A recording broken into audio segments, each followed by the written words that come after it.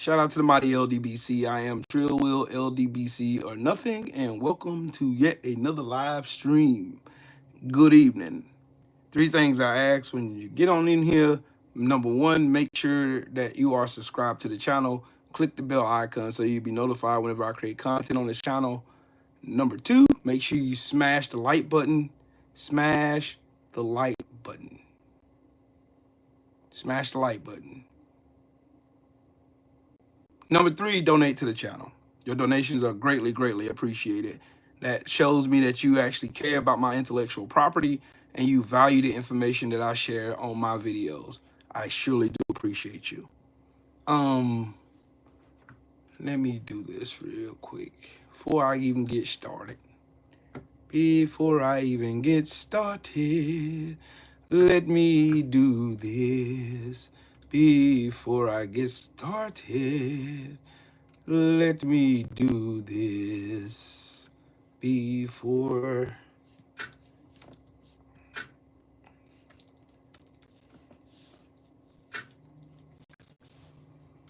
let's do this. Y'all come on in. Come on in. Pam, how you doing, Queen? Good evening. How are you? I hope all is well with you. Hope you had a good day and all that fun stuff. I hope you did. I'm gonna just get some particulars out the way before I even get started. Before Diane, how you doing, Queen? 328 3756.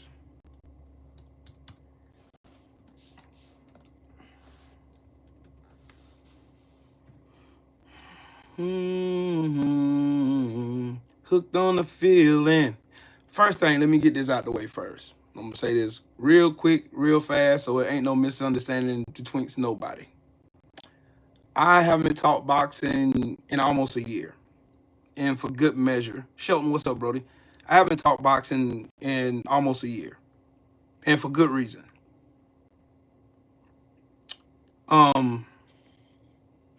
I don't need to debate, talk to, or discuss anything about boxing to determine whether or not I'm a man or if I have balls or whatever the fuck y'all weird ass niggas on this internet love to claim and run and cry and whine and shit.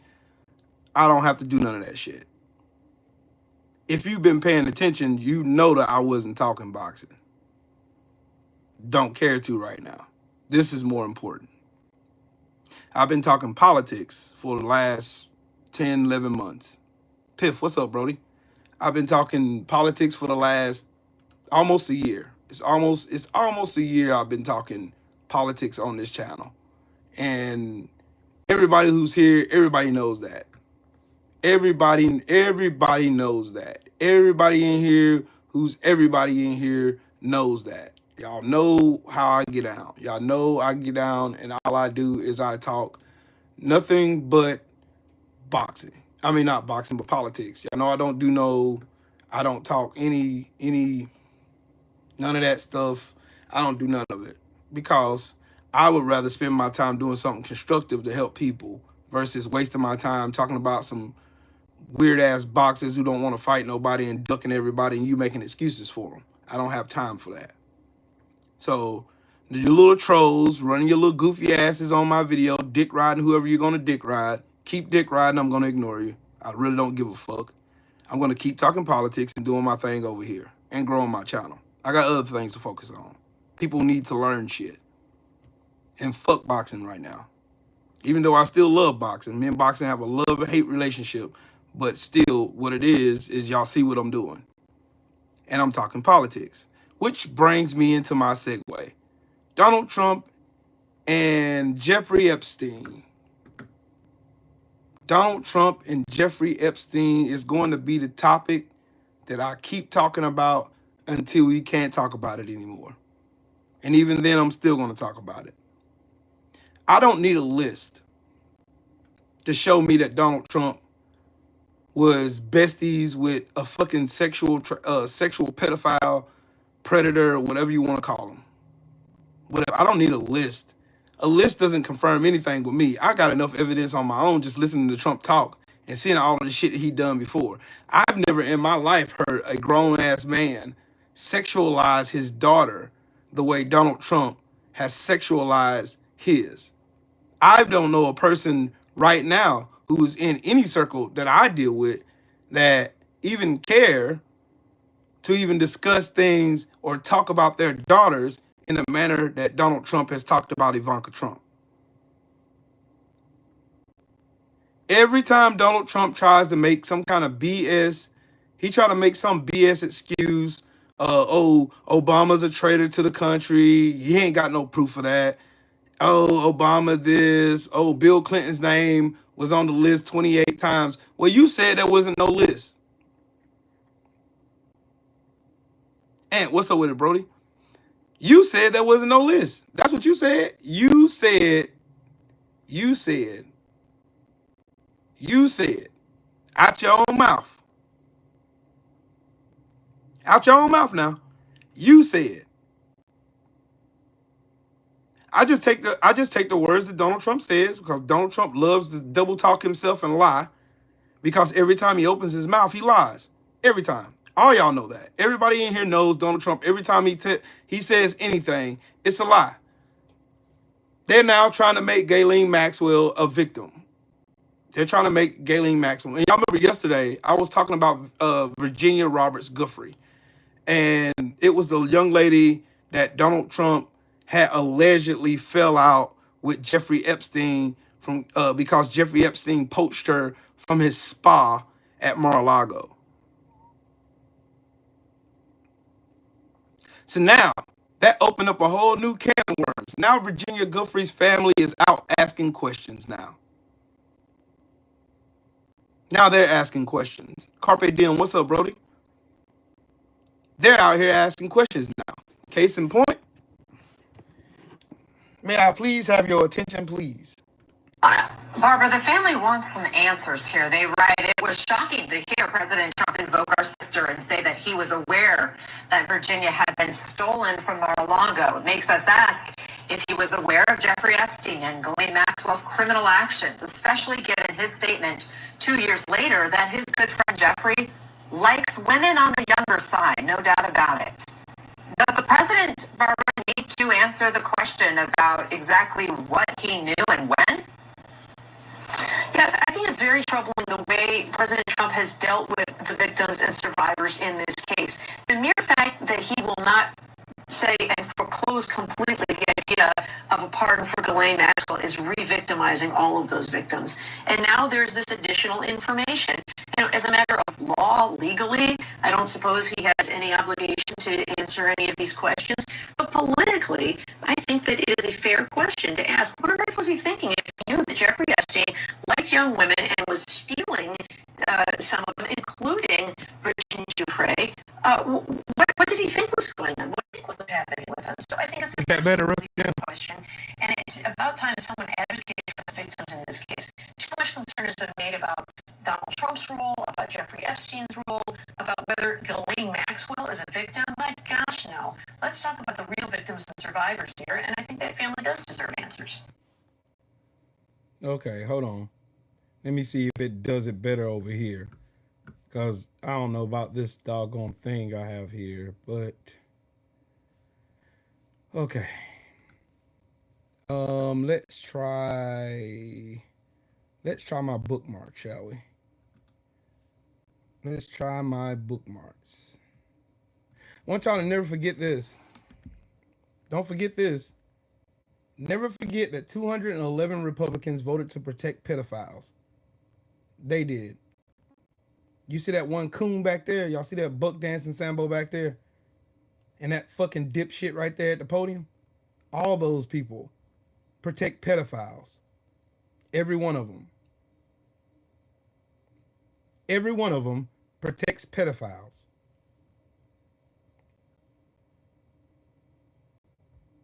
Hey, Rusty Nail, name one Democrat that protects pedophiles. Name one. Name one. Name one Democrat that protects pedophiles. Name one Democrat that voted with Republicans to hide the Epstein files. Name one. They had 2 votes already. Name one. You are the Sambo son. Your mama is a Sambo, dumbass. See, that's what happens with you goofballs. Y'all can't answer questions. Now focus, Black Wolf, you fucking dork, and answer my question. Obama. That's your answer. You are a fucking retard. I told you Trump supporters are fucking retards. I told y'all that, didn't I? Didn't I tell y'all they were fucking retards? They can't follow simple instructions. I literally just asked this fuck dumbass, which person protects pedophiles from the Democratic Party? And this fool says Obama.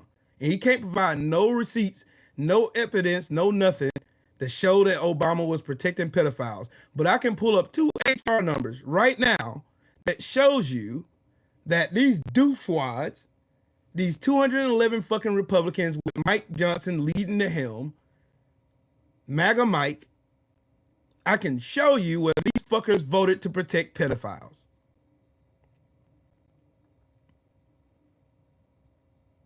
They voted to protect pedophiles. If you are MAGA, you are the party of pedophiles. I don't need a list. All I have to do is look through the internet. The internet is forever.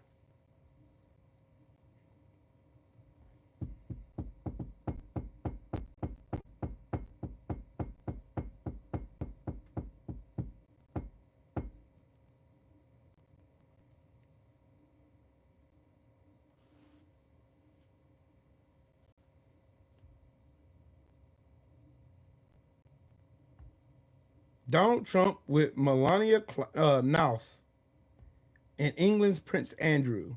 Down at the bottom is Ghislaine Maxwell, Michael Bolton, and Jeffrey Epstein. I do not need a list to show me that Donald Trump and the pedophile, as we speak, Jeffrey Epstein, were both goofballs, both pedophiles. I don't need a list for that.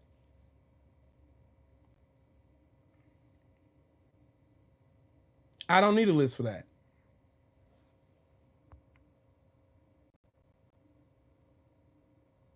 Man, get the fuck out of here, 37. You were right.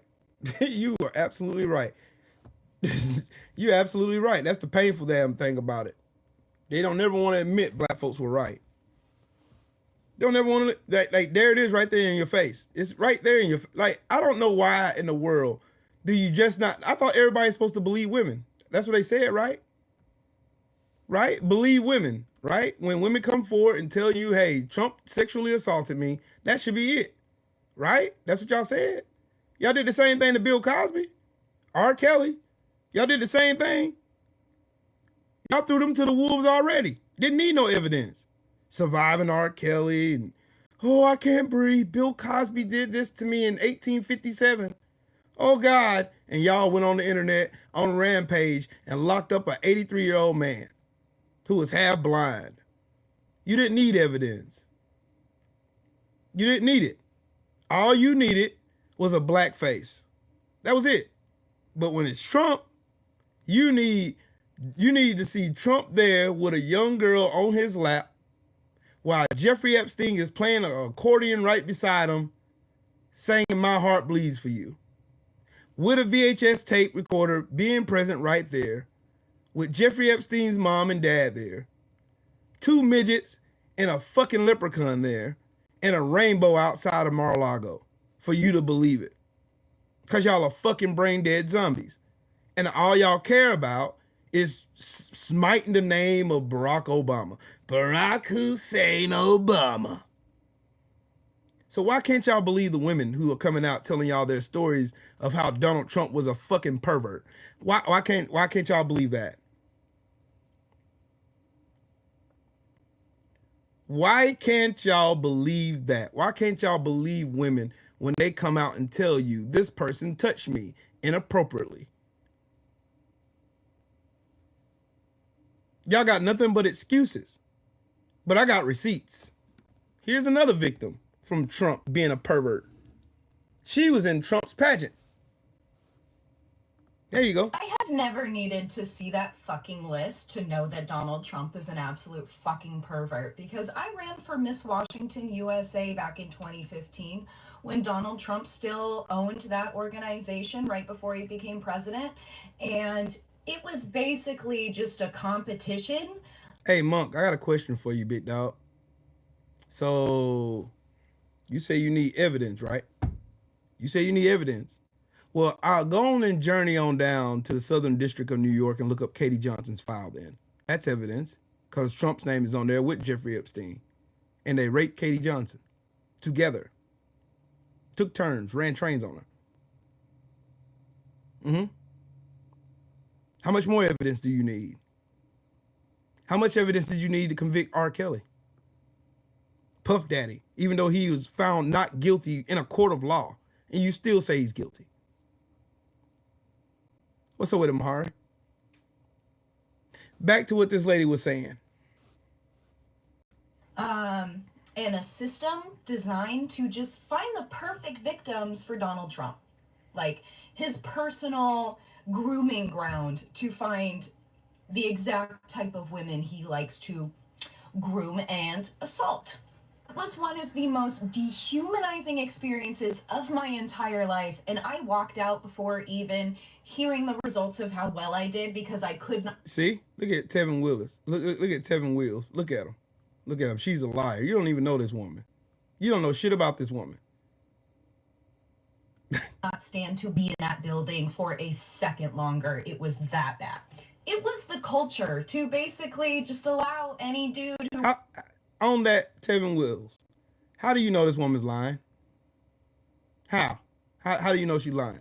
There's a picture of her in Miss Washington State right there on her video, and you saying she a liar. See, that's the bullshit I'm talking about right there. Was like in power in the organization to just come into the dressing rooms when women were changing. There wasn't anything we could really say or do about it, because that was just what happened consistently. So when I hear women that have gone through that organization that say they were assaulted by Donald Trump, damn, Tevin, I can't argue with that though. Shit. I fucking believe them. Over a decade ago, I've known he's been a fucking pervert since day one. And it just blows my mind that the world needs so much convincing and a whole fucking list to prove that he is a sexual assailant. Can we just believe women? Can we just believe women? Women don't just call out a guy with that much power when they know they could face a lot of fucking challenges for doing so. Women don't just come out and do that. Most victims don't report that shit. These women reported that shit because they're brave as fuck and know how much of a danger he poses. And if you still think he's a good guy, I'm just gonna assume you probably also assault women and children. Because those are probably the only people who are gonna believe that. Hey, Detroit, you feel me, dog? I can't argue with that shit. You right.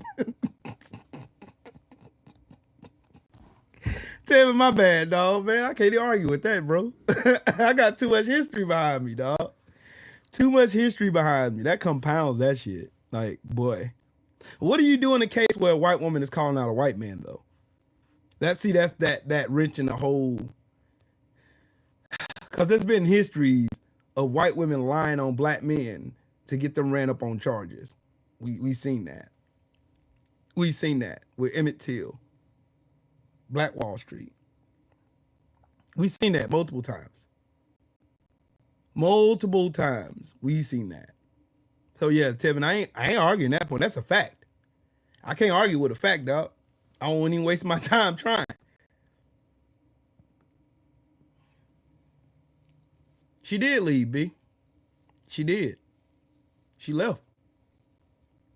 She said she got out of there as fast as she could. She didn't even stay to hear the results of the campaign. Yep. CC Motion, what's up, Brody?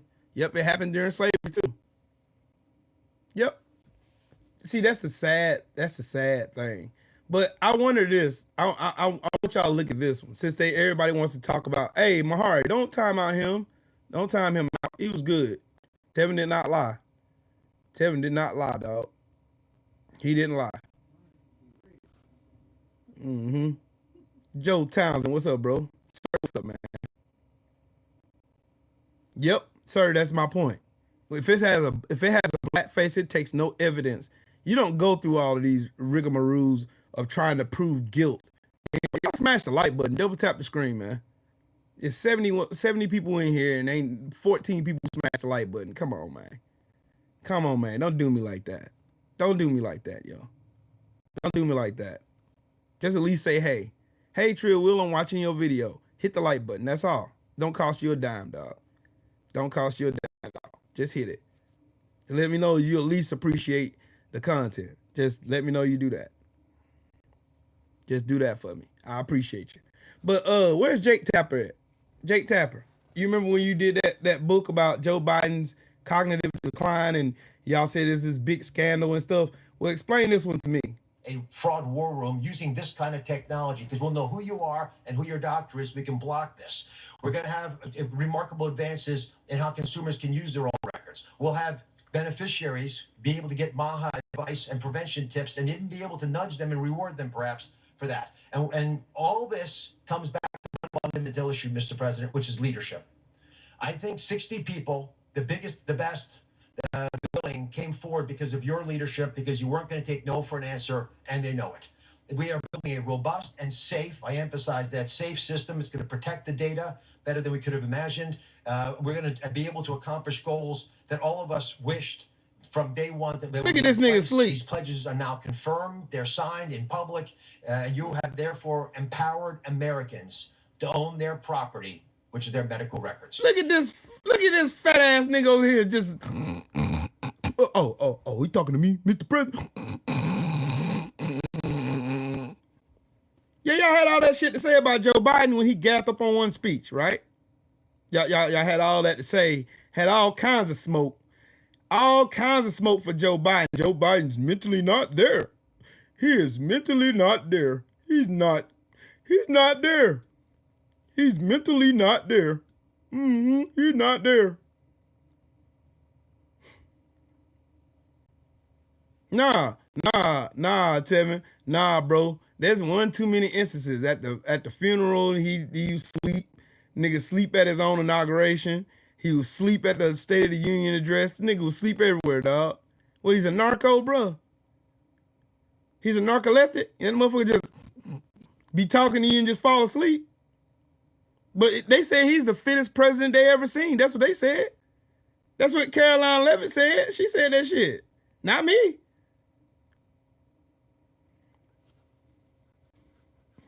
That shitty ass pamper he was wearing, knocking his ass out over there, bro. He was knocked out. Oh. Yeah, wiping his mouth and shit. Got that dirty pamper on, sleep, knocked the fuck out. Mr. Trump, Donald, I got to change you now. Oh yeah, now to answer the world-renowned question. If Trump was on the Epstein list, why didn't Biden release the info to stop Trump from being president? If Trump was actually in the Epstein files or on the Epstein list, then why didn't Joe Biden use that and the Democrats use that to prevent him from becoming president in 2024? Because Trump took the list with him when he left office. Right, young patriot? If the Trump supporters on here get to speculate in order to make themselves feel better about all this, then I guess we get to speculate too. Because you guys seem to forget that all of this happened before Biden even got there. Epstein died in prison while Trump was in charge. I can only imagine what you guys would say if Biden was president and Jeffrey Epstein died in jail and there was a minute missing from the prison footage. And as Hey, Tevin, my left nutsack is a better president than Trump. Fuck out of here.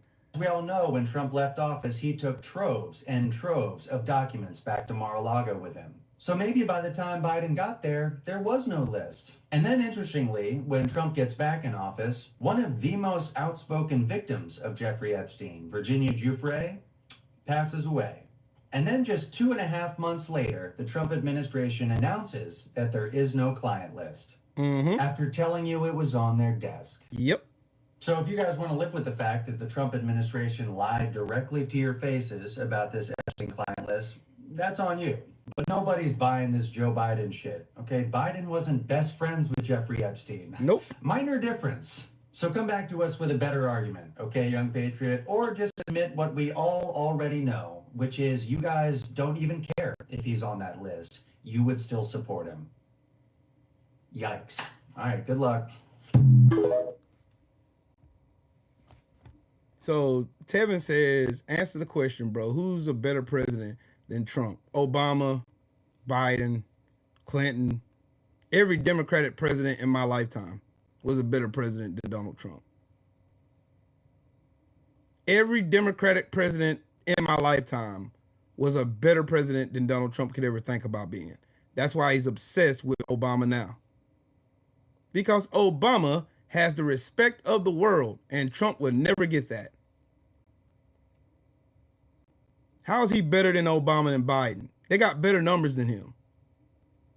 The economy Trump came in on the first time was Obama's economy. The economy he just came in on was Biden's economy. Oops. Try again, buddy. Try again. How you gonna tell me I'm lying? What policies did Trump pass to make the economy better? What policies?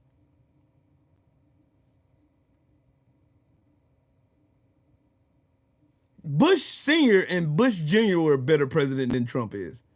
They were better on foreign policy, better all the way around than him.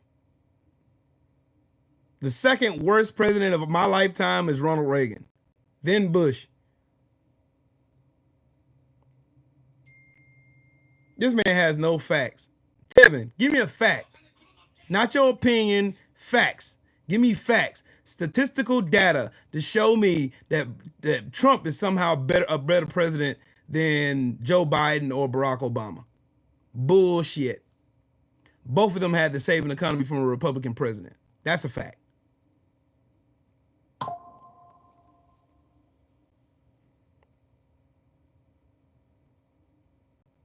So the big beautiful bill is great, right? Trump's tariff war that he started himself to make prices go sky high on our real weak asses is great, right? That's what y'all saying. That's what you saying, Tevin. Trump's tariff war that he started with the entire world market because he felt like it is great. Trump's finna get it. He ain't got one yet. Y'all are fucking stupid. Y'all have no arguments. All y'all talking about is your feelings. Oh, Trump's gonna get a Nobel Peace Prize. From where?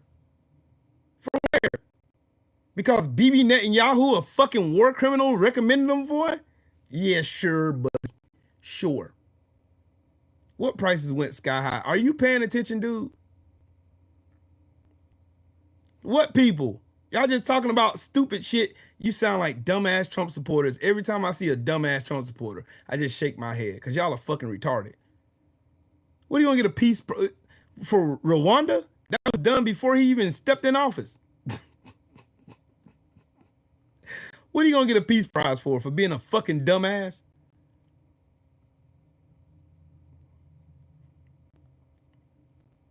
So we should pay a 212% tariff to Canada. Sure we do, buddy. Who negotiated the deal with Canada in the first place? Who scrapped the deal?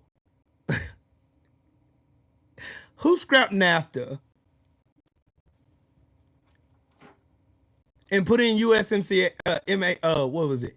It was USMCA. USMCA. The USMCA plan that was wrote. Who put that in place? That Trump said was a stupid ass deal.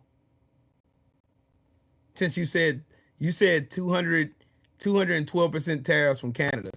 Yeah, since you lying your ass off. Please tell me who scrapped NAFTA and then put in the USMCA.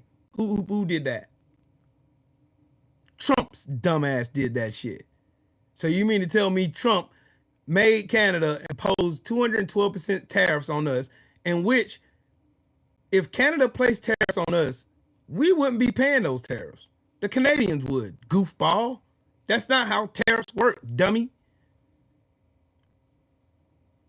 That was a good thing. Y'all are stupid. Y'all are stupid. Y'all are stupid. Y'all really are stupid. Y'all don't even know how tariffs work. You know how tariffs work, Tevin? Do you know how tariffs work? Trump imposed tariffs on pretty much the whole world, basically. Guess who have to pay those said tariffs? You do, dumbass. I do. We all do.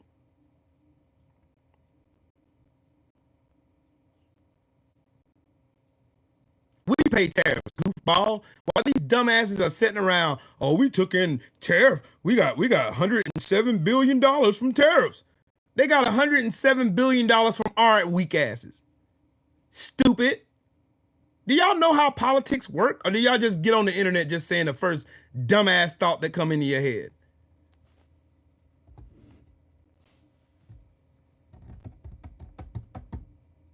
If Trump imposes tariffs on China at 15%, the person who's importing those goods from China has to take on that 15% tariff. And then what they do, they're not going to eat that cost. They're going to pass it to you. So your shit's going to go up 15%. You know nothing about politics, bro. Then why the fuck are you here? I got 8,000 people that say I do. How many you got? I got 8,000 people that say I know what the fuck I'm talking about. And you're here for a reason. Talking about wrong. You're delusional as fuck, dude. You're fucking stupid. Tevin, you're fucking dumb. You probably eat glue and lick windows and shit, don't you? Because you're slow. You slow as fuck, dude. Thank you, Sheldon. Get on the fuck gone. You don't know shit about politics. But I got 8,000 people that say otherwise. And you're here with nothing. I mean, hold on. Let me see how many subscribers you got on your channel, sir. Since you want to talk about me. Oh, you don't have nobody on your channel. The fuck out my face. You ain't got one video, no nothing. Get the fuck out my face. Licking boots and coming here and sucking up for Trump. Fuck you and fuck Trump. You pay the tariffs, dumbass. They done ran a mill on y'all fucking idiots. They done ran a mill on y'all. They ran a whole fucking brainwashing campaign on you goofballs. Oh man, see, Trump's the best president ever. Trump's the best, he's the best president ever. Then I asked, show me how. How is he a great president? How is he a great president? The TM082 says, so 0.0002% of the population agrees with you. I don't need nobody to agree with me, first off. Then plus you got 2 videos and no subscribers. Your last video did 2 views. Shut the fuck up talking to me. Well, no views, my bad. Correction, none. See what I did there? I went to your page and look, you ain't got nothing. You're stupid. You need to learn something, bro. You've been brainwashed. You've been brainwashed. You've been brainwashed. Yeah, 8,000 people agree with me. 8,000 people agree that I know what the fuck I'm talking about. That's what they're talking about. See, the thing is, you fucking idiots think, oh, he's a Democrat. He's a liberal. No, the fuck I'm not. I'm an independent with a brain that works. And I know how to use cognitive thinking. I know how to use my thinking skills to differentiate between fucking propaganda and bullshit, between facts. My gunnery sergeant used to always say this thing, and I take this with me, and I'll take this with me forever. I'll take this with me forever. He said, you can either dazzle me with brilliance or baffle me with bullshit, but you can't do both twice in one day. He's absolutely right.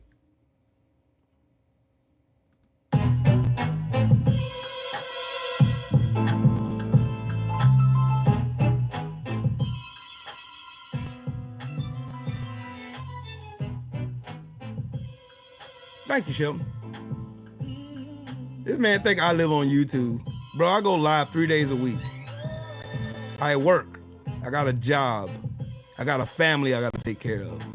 I got a wife and kids and grandkids that I gotta take care of. I don't live on the internet. So there's that. There's your first bullshit excuse went out the window. I don't live on YouTube. I do this shit part-time, homie. But obviously people need to learn something. And they need to know exactly what I'm talking about because obviously y'all been lied to.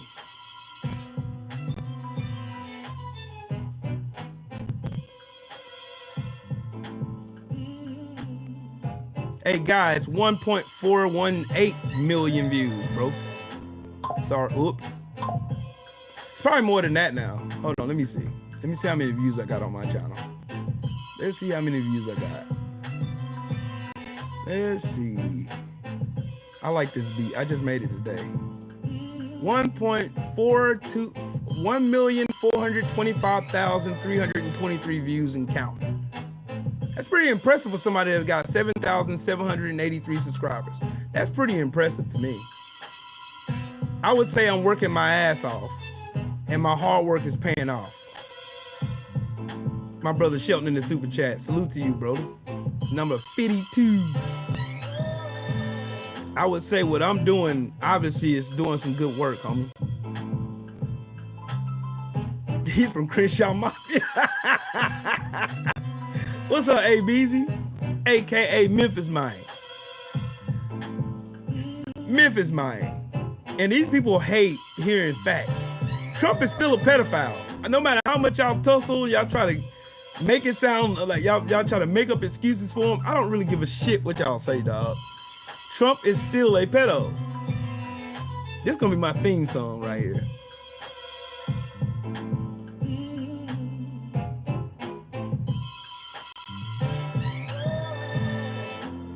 Can y'all tell me where Donald Trump is a better president than Obama or Biden? Show me where. I want to know where to go look.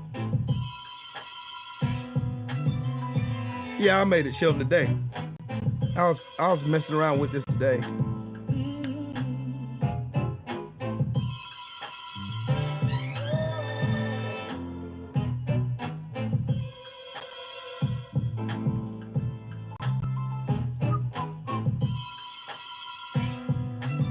I gotta start back making beats too, cause I don't have any like talking music like that I like to listen to. I like this one, but I want somebody to spit on this shit. I want somebody to rap on this shit. Show me where Trump is a better president. I want to know, and I'm gonna still keep talking about Trump and Epstein. What part? Here's what I don't understand about y'all. Hold on.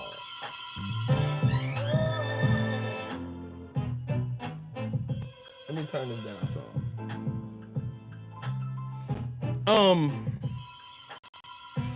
Yep, Joe, exactly. He been beauty pageant pimping for a long fucking time, walking in on little girls in dressing rooms and looking at them topless, and then going on Howard Stern to brag about it. Again, I don't need a list to convince me that Trump is a fucking pedophile and a sexual assaulted and a sexual deviant. I don't need that.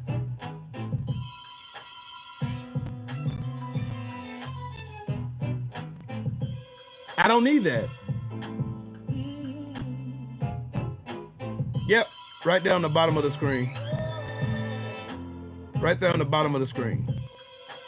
Well, on the top of the screen. The 833 number. 833-328. Hold on, let me look. I be forgetting the number. 833-328-3756, extension 800.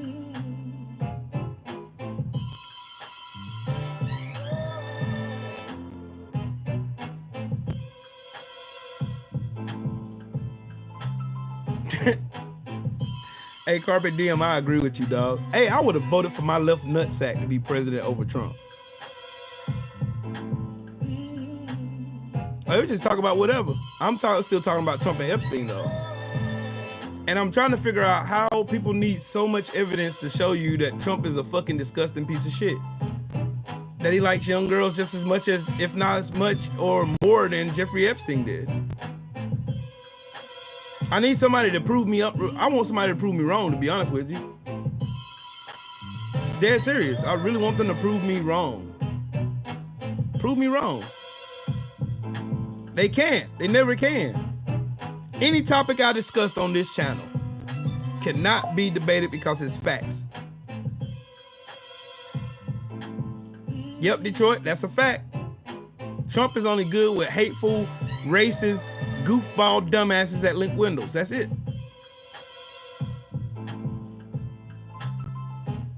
Right, Carpe Diem.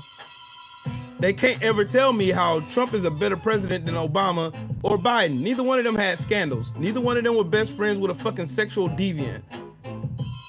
Neither one of them had all the scandals and shit. Neither one of them has been impeached twice. Neither one of them got 34 felonies on them. Neither one of them had sex with a porn star, then lied about it while his wife was pregnant. Like, what the fuck? And you motherfuckers over here trying to convince me that there was a good reason to vote for this piece of shit to put him in office, outside of being racist. This country was built on racism. Oh, I gotta show y'all this. Y'all got to see this. Y'all got to see this. Y'all got to see this.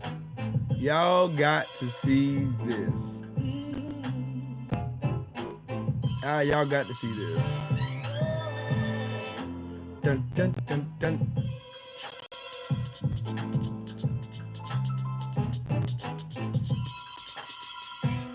What would you... Y'all got to hear this. Y'all got to hear this. Y'all listen to Charlie Kirk, man. Charlie Kirk is full of shit and he know it.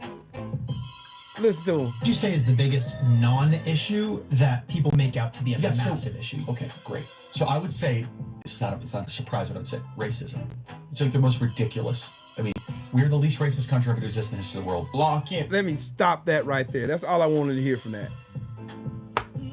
Charlie Kirk just said that America was the least racist country in this world. You know, the same country that fought a fucking war because white people wanted to own black people, right? Tay, how you doing, Queen? Charlie Kirk said out of his own mouth that America was the least racist country in the world. We don't have universal health care because you motherfuckers are racist and you don't want black people to get it. I would never believe a motherfucker with gums that big and teeth that small with eyes that small either. I wouldn't believe that motherfucker either. He looked like a straight cartoon character. A fucked up one too. This motherfucker looked like a big toe, a bunion. A bunion with big gums and little teeth. Charlie Kirk said that America was the most least racist place in the world. This motherfucker is a fucking crackhead. See, that's who's out here indoctrinating these young people at these colleges. Charlie Kirk, who is sat here with his full chest and say America is the least racist country in the world. You are fucking kidding me. Ask a black person that. Ask me that. You killed Martin Luther King because he wanted justice for black folks, reparations for black people. You killed Malcolm X. You killed everybody. You bummed cities. You bummed Philadelphia in '85. You buried Oscarville, Georgia underwater because you're fucking racist. You burned Tulsa, Oklahoma to the ground because you're fucking racist.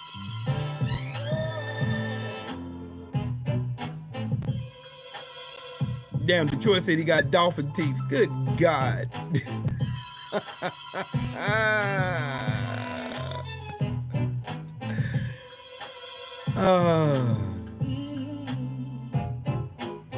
Imagine that, a white man telling you that racism is never a problem.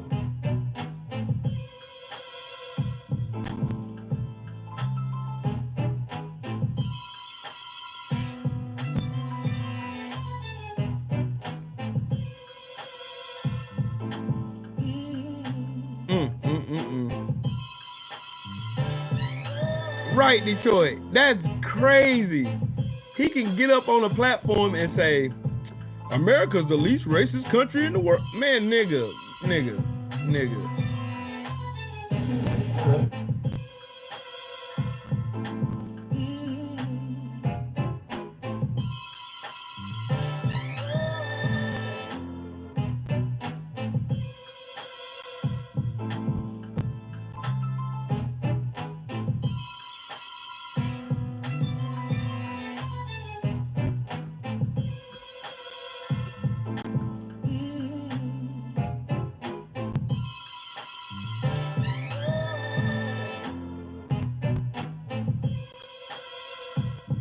when President Trump came to office his second time around, he made a deal with President Bukele, where President Bukele agreed to imprison in CCOT, a notorious prison, people who were taken from the United States in violation of their due process rights. Less attention has been paid to what President Bukele got in exchange. What he got in exchange was that President Trump ordered federal prosecutors to drop charges that were pending against MS-13 people who were in United States custody, had been charged with crimes. They were in U.S. custody. They were awaiting trial in the United States. And instead of having them stand trial and have information come out at that trial about the collusion between MS-13 and President Bukele. Matter of fact, I don't even want to talk about that. I gotta ask y'all a question. Here's a real good question. If Trump didn't have anything to hide, then why did he send his personal attorney to go and talk to Ghislaine Maxwell, who's a convicted pedophile herself, with nobody else around? Nobody to record what happened. Just a hearsay word from Trump's attorney and Ghislaine Maxwell. If Trump didn't do anything, then why are they moving in secret? That's a good question. That's a valid question, right? Dun, dun, dun, dun. Bum, bum, bum, bum. Bum, bum, bum, bum. Bo, bo, bo, bo, bo. Hey, hey, hey, hey, hey, hey, hey, hey, hey, hey, hey, hey. That song is dope.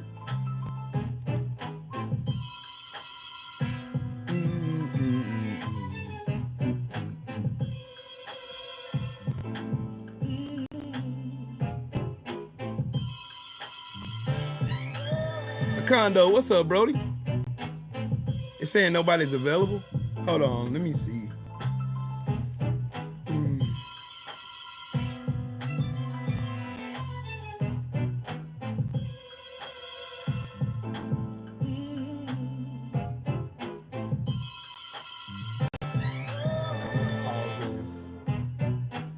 Might pause that. Let me see if I can call myself.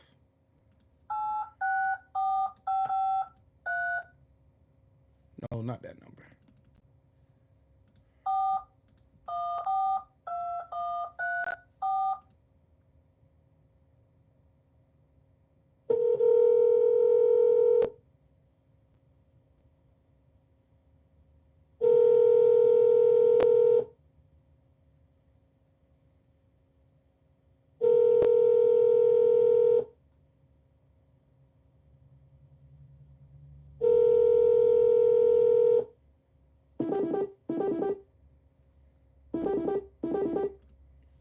Get in dot at hotline. It's Trill Will. What's happening?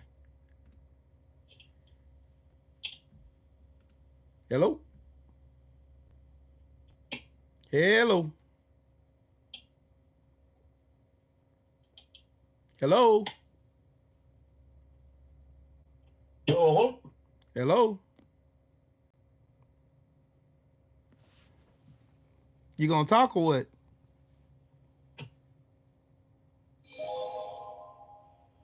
Then guess what? You getting blocked.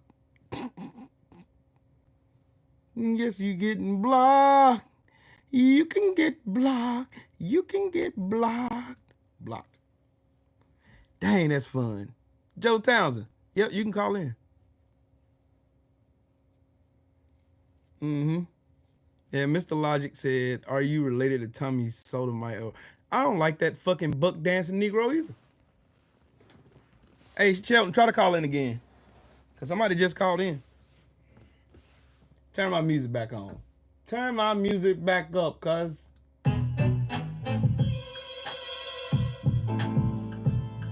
Yeah.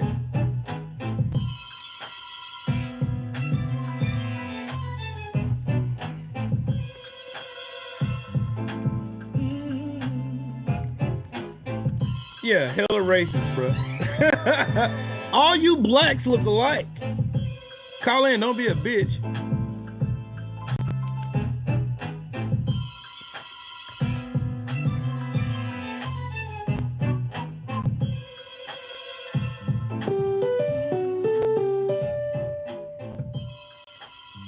Getting dotted hotlines, Trill Wheel, what's happening?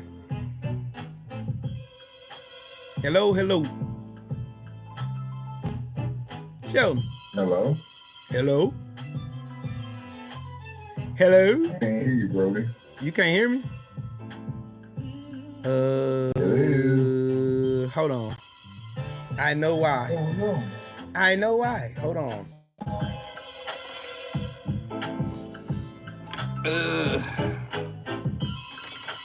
I'm gonna have to do it this way. Sheldon, call back in. Call back in. Call back in. Call back in. Call back in today. I gotta fix my audio real quick, though.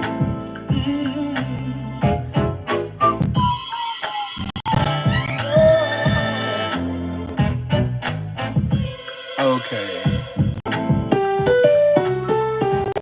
Let's see if this works now. Can you hear me now? Can you hear me now? Can you hear me now? Yeah, I can hear you. Good to go. Yeah, I can hear you now. Yeah, can y'all hear Shelton? Y'all press one if y'all press one if y'all hear Shelton. I want to make sure they can hear you. Yeah, they can hear you. Kondo can hear you. Cool. Swine, my brother. Swine, my brother.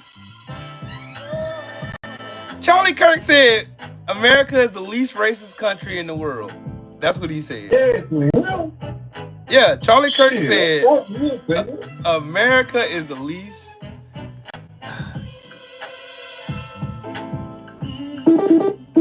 Yeah, white folks on his stage.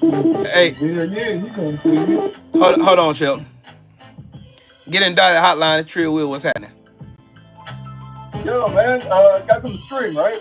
Yep.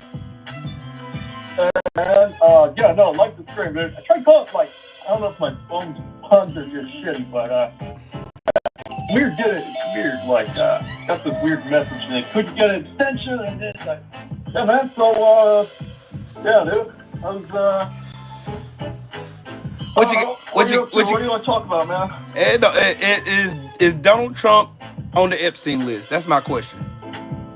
Oh, for sure. That's, I mean, I know if I was a Trump supporter, I'd find some way to justify. I mean, I don't know how logically you can still come to any other conclusion, but I got a theory on this, man. It's just people who have been wrong for so long, who are just so used to being yelled at, used to being told to look at evidence, they just tune it out at a certain point. It's like, all right, I'm wrong about this, so I'll just go back to my echo chamber and be told something else. And yeah, dude, it's a fucking mess, dude. I don't know how people can get to that state of mind, but I don't know. So I have a question for you. What do you believe? Do you believe Donald Trump is on the Epstein list? That's number one. Yes. And do you believe that Donald Trump is capable of sexually assaulting these young girls, as they all have came forward and said? Definitely, dude. Thank you. That's all I really want to know. I never needed a list to convince me that Donald Trump is a crazy fucking perv. I never needed a list to show me that. Think about it. If you're a father, right? You got a daughter. Would you ever tell another grown ass man that your daughter's voluptuous?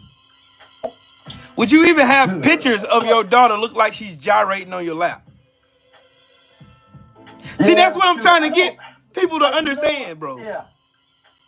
Go ahead, man. There comes a point where, like, I can't, and I think me and you are kind of both the same sort of people, where we're like, hey, there's so much evidence, so much logic, why the fuck can't you believe it to so many people? And yeah, man, logically, I don't know how you can have so many different points of evidence to just come to a conclusion.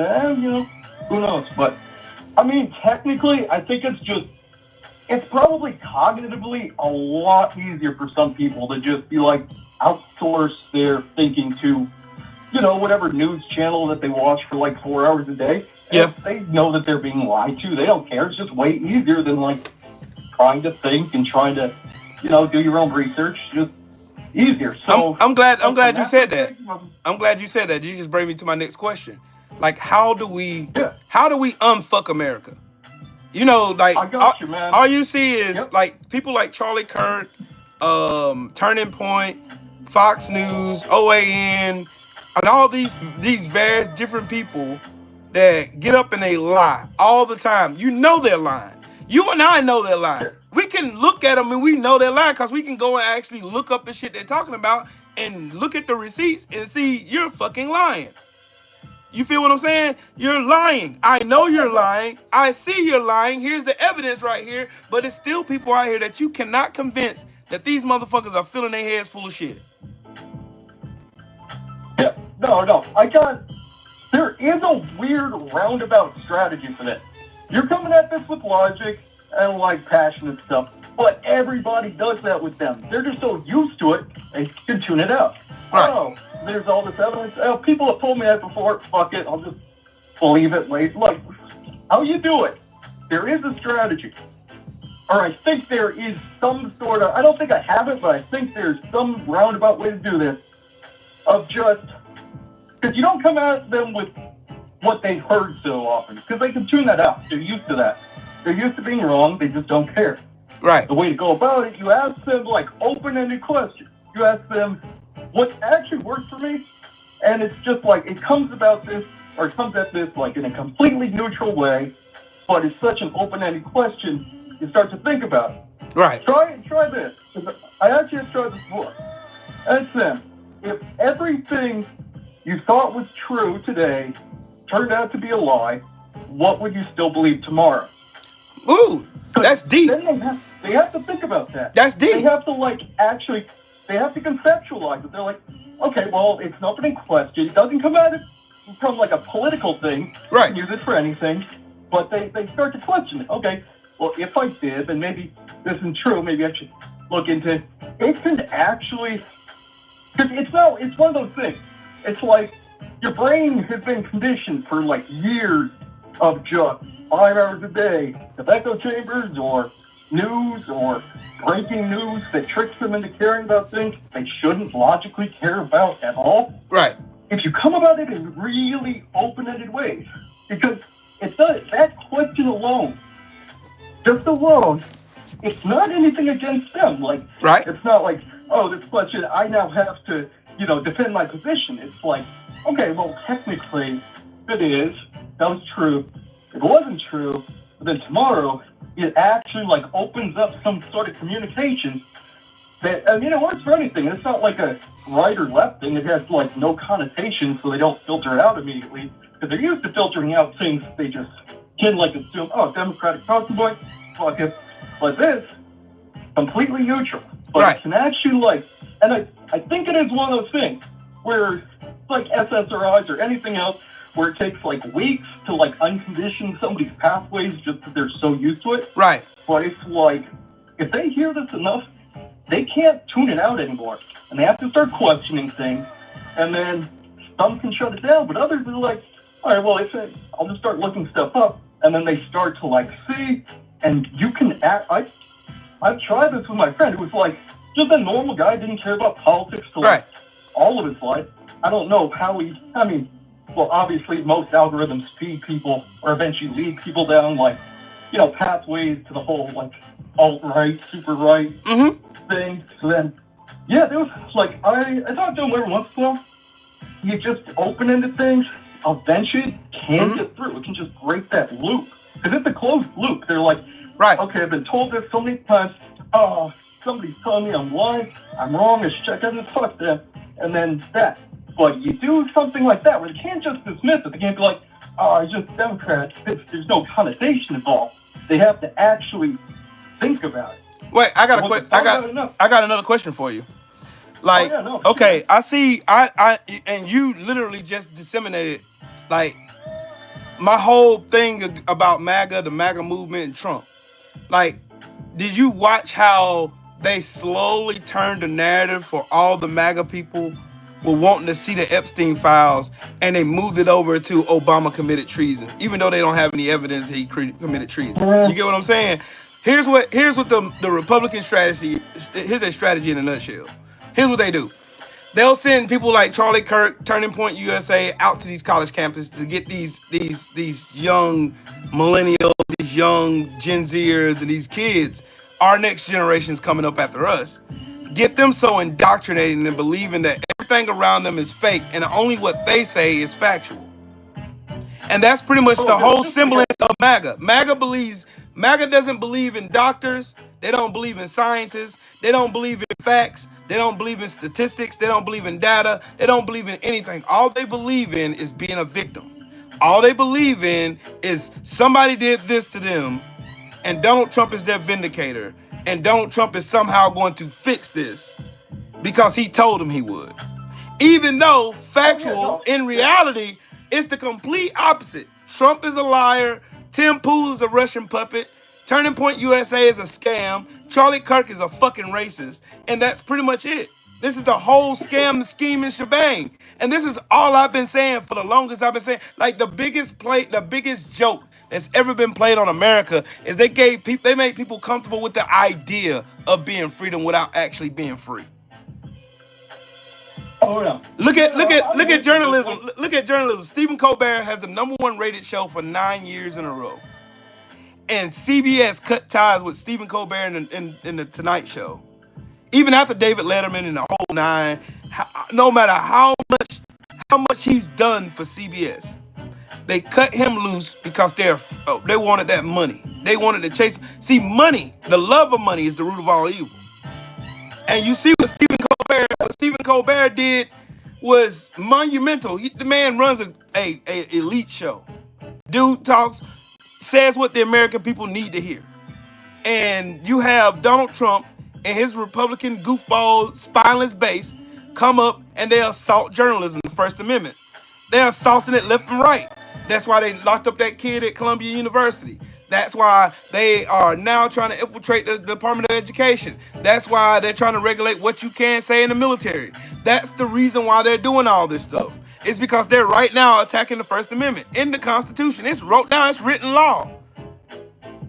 It supersedes the Supreme Court. They don't care though. That's my thing. The problem with your argument is you're coming at this logically. That is true. Logical arguments. If we're talking about MAGA, they've heard like different variations of this, and they just are used to tuning out. Because, oh, okay, well, I've been told the same thing in the same tone so many times.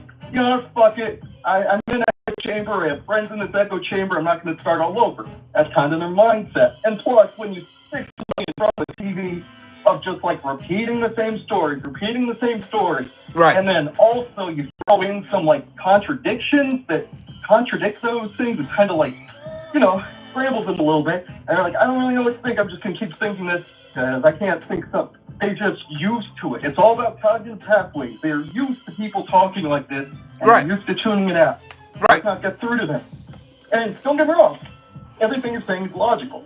Like logically, it makes no sense why somebody would believe things that there is evidence where they can find, like, okay, back like 200 years ago, maybe you have to go like to a library to fact check. Now it could take you like, you know, under 10 seconds, but they're ingrained with some sort of a thing where fact checkers are wrong and biased. Right. Everything that I'm being told, okay, well, that didn't turn out to be right, but this might be.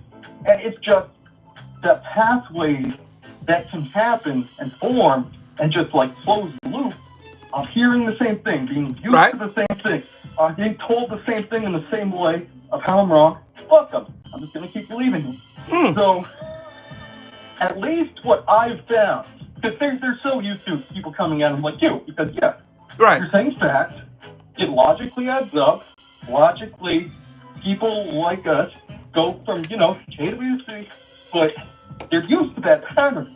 So you just gotta like, there's some sort of a way, I don't know what it is yet, some sort of way you come at this and just like open up some loop, opens up some way where they can break a loop and start like looking, okay, well, you know what, I was wrong about this. What if I might be wrong about it? And they just cascade. Right. I've seen it. It probably doesn't work on like everybody. You got a point. You making a valid point, dude. You making a valid point, man. You making a real valid point. And I appreciate that because you understand what I'm doing, why I'm doing. Because of the fact that you have so many different echo chambers on the Republican side and you don't have any on the Democratic side. All they do is they go and they talk over. I feel like the Democrats talk over people.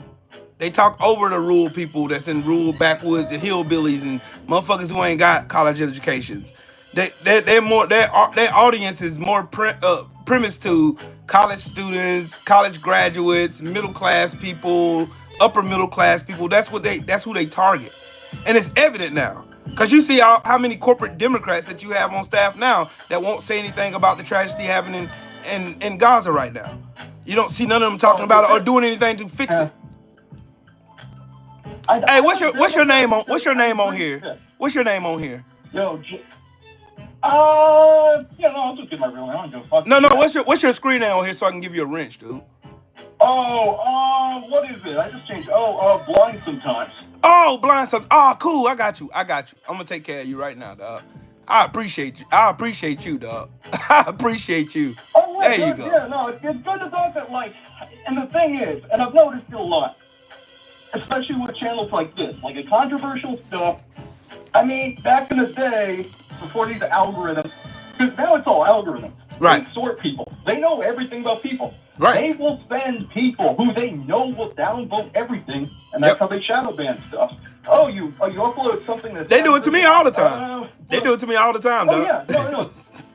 That's how they fake engagement. Right. It's like they can't just be like, oh, we're not going to show it to anybody, but we could just show it to a group of people who hate absolutely everything. Right. Just downvoted, and then we're like, oh, the algorithm didn't like it. So then, like, it's plausible deniability. It's clever. If that's the route you're going to take, I mean, it's fucked up. It's clever to do it like that. But, yeah, no, that's why you're finding people like this.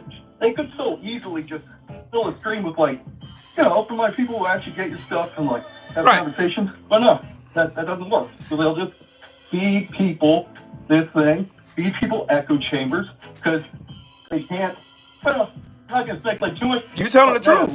That's the truth. They don't like people to disrupt things. They don't like. Nope. They like the status quo. They like the status quo. No. They like things as it is. They don't want nobody to question the matrix. So I feel exactly what you're saying, dog. Yeah. They don't want nobody to question the matrix. I can do videos on here. Like, okay, I used to use StreamYard, right? And I use StreamYard so I can have panels. I can host panels and stuff. And I had all kind of cool graphics and videos and all kinds of stuff. But then now all of a sudden, now I know I wasn't getting none of the traction that I get now because I use YouTube mobile and I go live from here. And it ain't just by coincidence. It's the same content, but no one gets a notification or no I'm on live, or it don't even pop up in the feed where anybody can just pop in and say anything. You know what I'm saying? It's just. Dude. I understand. I'm with you, dude. I'm in the same sandbox as you are, man. It's and it's not only that. Like, people just think, oh, okay, well, I'm streaming.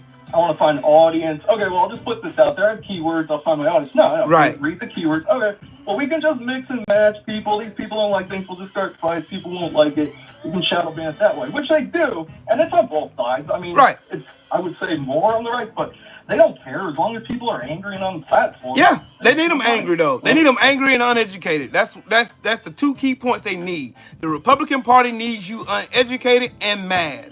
So they can push your madness, your anger. They can put you over here. You're mad at some immigrants. So you're mad at the immigrants.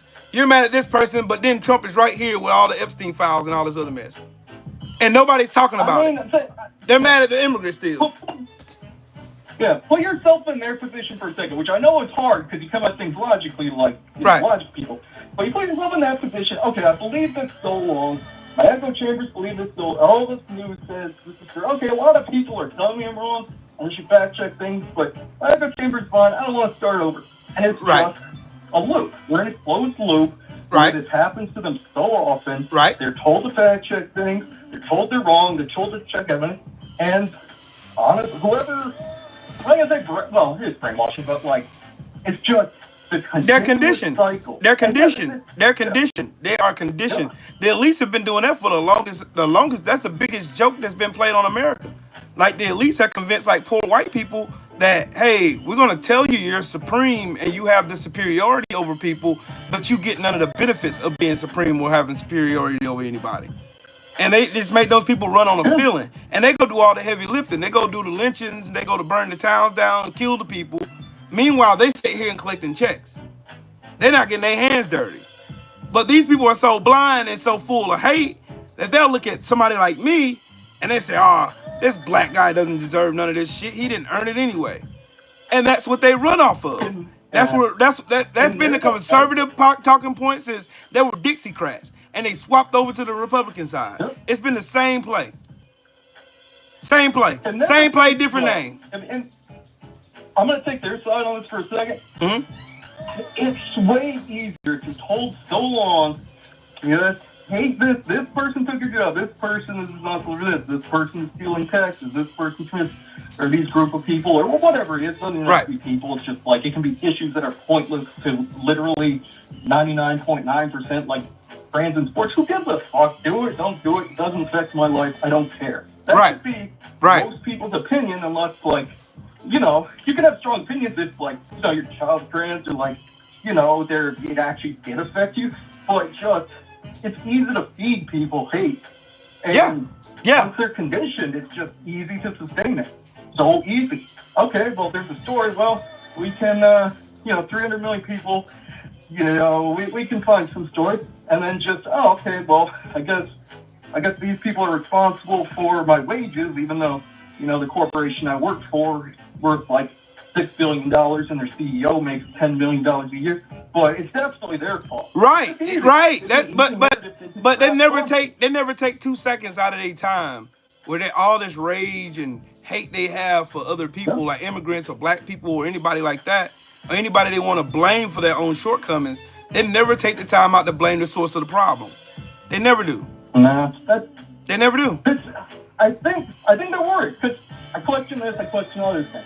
You come at it from a news, honestly, I have had if everything you learned or that you thought was true today, tomorrow turned out not to be true, what could you still believe in? Because it's so open-ended and just comes at such a neutral place. We're talking about anything. It doesn't automatically shut off their brain to go back to that loop, the closed loop, where they start going back to, okay, well, I hate these people, I've been told this, I really believe it, but it seems like everybody else does. I'm going to, do that. It's just, they keep going in this loop, and they're so used to people like you who do come at this logically, but they know how to tune it out. They're not conscious they're doing it, but they've been programmed to do this shit though. But think about it. Here's an example. The example I would love to use is this. You have a mountain of evidence showing Donald Trump is a flaming pedophile. You have this evidence, right? You have all the evidence you need right here in your hands. You got a supercomputer in your hand. You can Google and you can look up any information that you want to look at. They will still blame Obama for something Trump did, even when he wasn't president. All this stuff with Epstein happened before Trump thought about coming into the White House. None of this. Brain chemistry, dude. They've been so conditioned. They don't even have the pathways to even consciously be okay, well, maybe I am wrong. I need to check. No, those pathways are so just weak that it's way easier to just cycle back around. Closed loop, man. Everything. I don't know, and it goes beyond politics. But obviously politics is easier to put with this. But yeah, dude, it's all brain chemistry. It's all loops. If you get into a closed loop, dude, I think open loops where you can actually accept new facts, accept that something you thought for so long turns out to be wrong, and shit, I posted a lot about that. Now I'm gonna look like an asshole. But if I just keep doubling down and people like that and like my posts, just easier. So you just fall back into that. I like what Drew P. Sachs says. Drew says that fear of being wrong and ridiculed and exiled is tribalism. That's a fact. Most of these people who are Trump supporters, look, all Trump supporters ain't dumb. Most of them are dumbasses. Let's just start there. Most of them are dumbasses. Some of them are just cynical. Some people are just evil and maniacal, and they just want shit for themselves. They don't want nobody else to have access to anything. They just want what they want for themselves, and everybody else go hungry.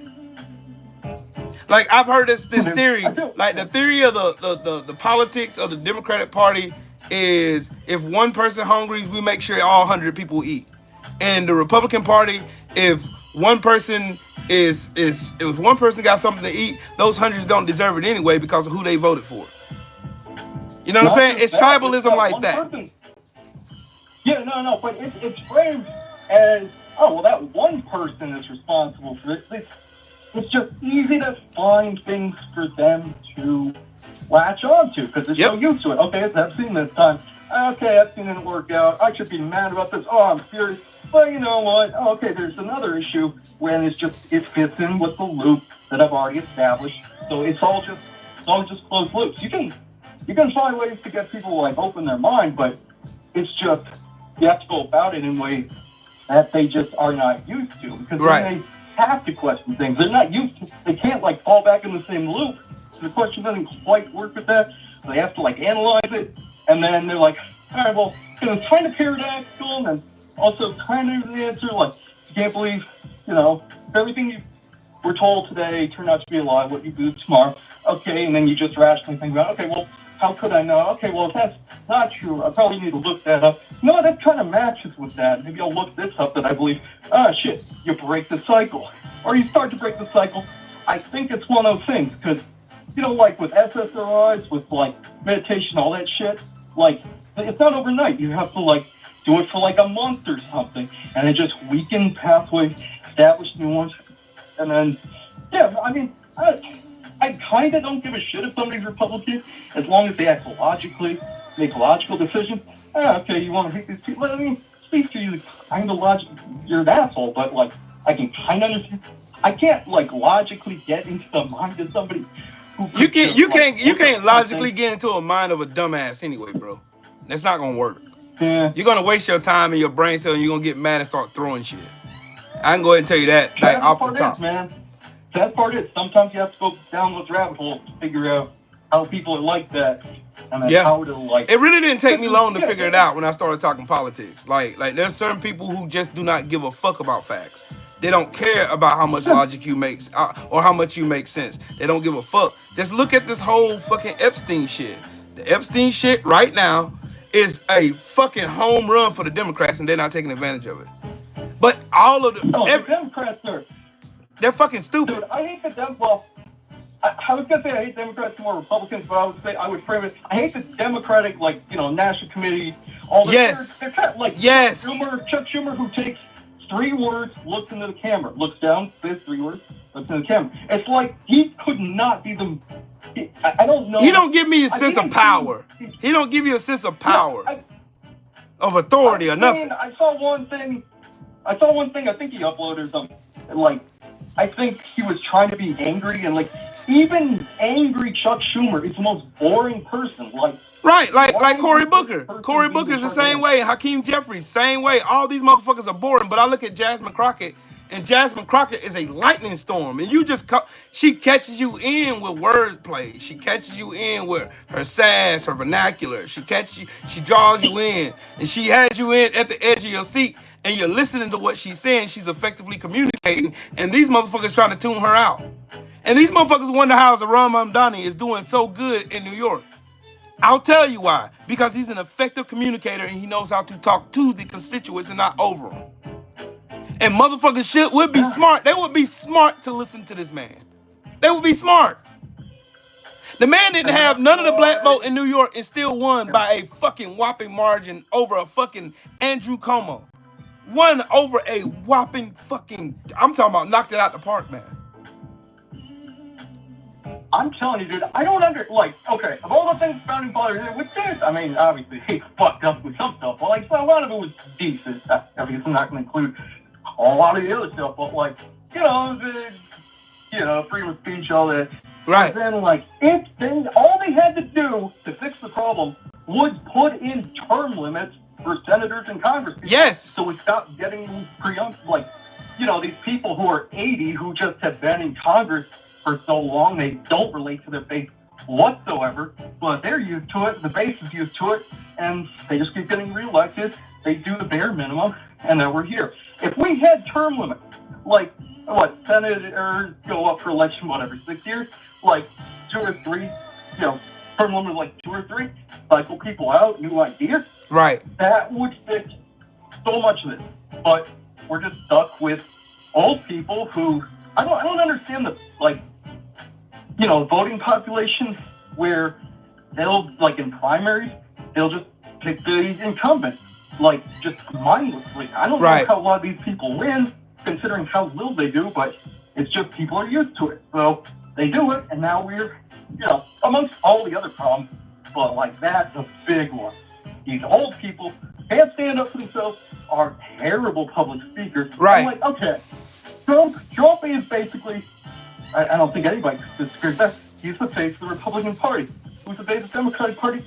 Technically Chuck Schumer, who literally is the worst public speaker, or at least most boring. And then how can you compete with that? I don't understand how people like that, Nancy Pelosi too, all the old people, how do they not just understand, you know what?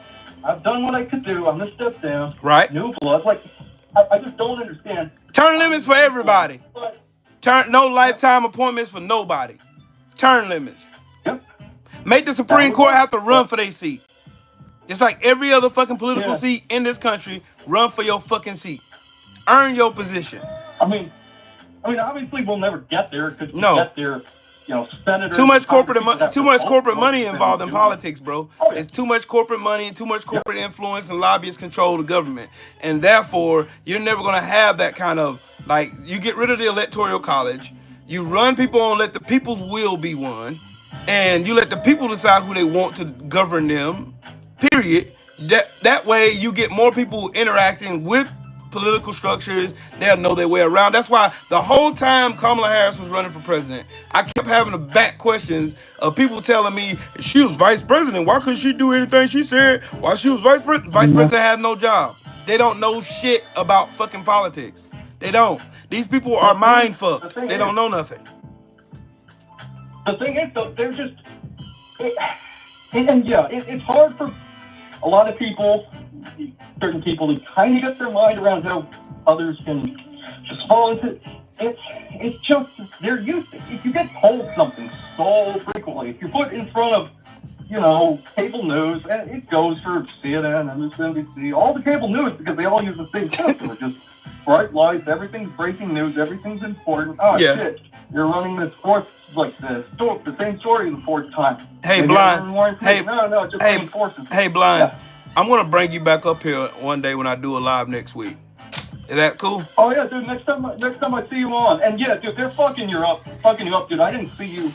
I had to look at, subscriptions to find you that you were live, man. They're, right. Well, it is what it is. But, yeah, dude. But, yeah. Good talking to you, man. Yep, you too, man. Hey, don't be a stranger, dog. I'm good, dude. All right, cool. Oh, yeah, no. Next time I find you, dude, I'll call you. Okay. Right, bet. Peace. Thanks. Peace. Okay. Back to Jeffrey Epstein. Sir, you killing me, dog. I have a question for y'all. If Kamala Harris was to run again, would you vote for her? I would. Now, what do you think about it? I'd vote for her again. That was a great talk, though. Blind is cold as fuck, man. He cold as fuck. Got his facts down. I'll vote for her in a heartbeat. Wouldn't even think twice about it. I'm not, and the funny part about it is, again, I'm gonna go back to Jeffrey Epstein and Donald Trump. Donald Trump, Jeffrey Epstein are one and one of the same. Both of them are weirdos. Both of them have been weirdos for a long fucking time. Donald Trump's gonna die a weirdo. That's do y'all, and then I'm just gonna start asking y'all questions. Do y'all do y'all need a list to convince y'all that Donald Trump is on that said list? Or do you need to see some definitive evidence or something? Do you need to see some definitive evidence showing you know what I mean? I definitely think Donald Trump is on the list multiple times, that he's done fucking unspeakable things to young girls. And look, I want the media to stop calling these little girls young women. They were children. They were fucking kids.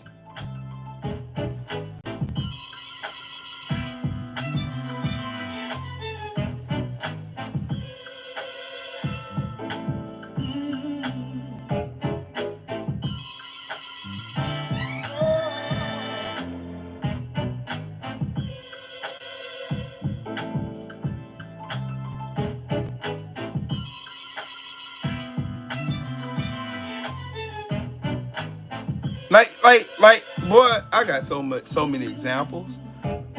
I got so many examples.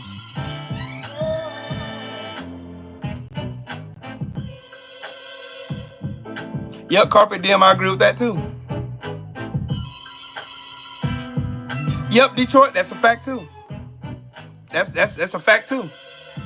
But again, like I'm still seeing stories about people still saying shit like, man, Kamala Harris is a trash. She's trash. She's this. She's that. She's whatever. What? Blah blah blah blah blah blah blah. And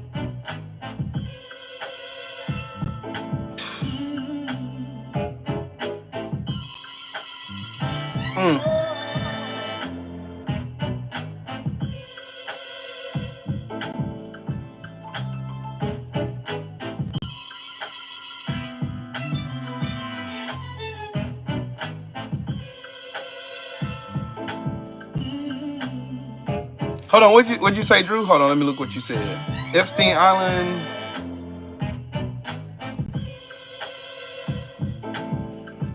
Right. I kind of didn't want to go off this, but like everything that I read so far, that I have read so far, is bullshit.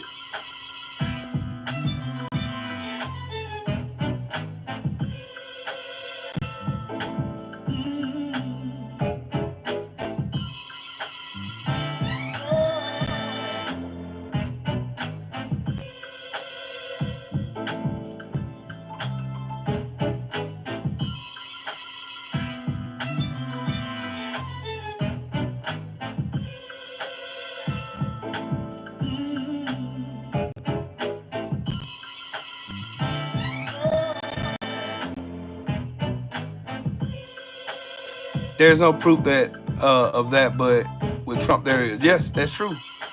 I consistently go on a rampage looking for more and more evidence and more evidence and more evidence, and I find it. It's easy to find. It's not hard. Go get it.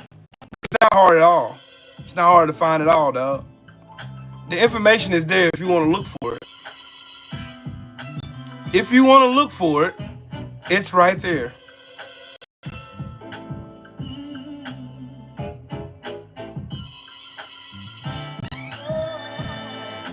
See, meanwhile, Donald Trump is still lying to the American people.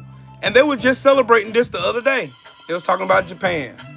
Donald Trump made a trade deal with Japan. Now, read that. Japan stated that of the $550 billion Trump claimed as investment commitments from Japan into the U.S., only 1 to 2% are actual investment. The remaining 98% are loans to the U.S. at full market value. Trump misled the American people yet again. Lying. All Trump does is lie. All he does is lie.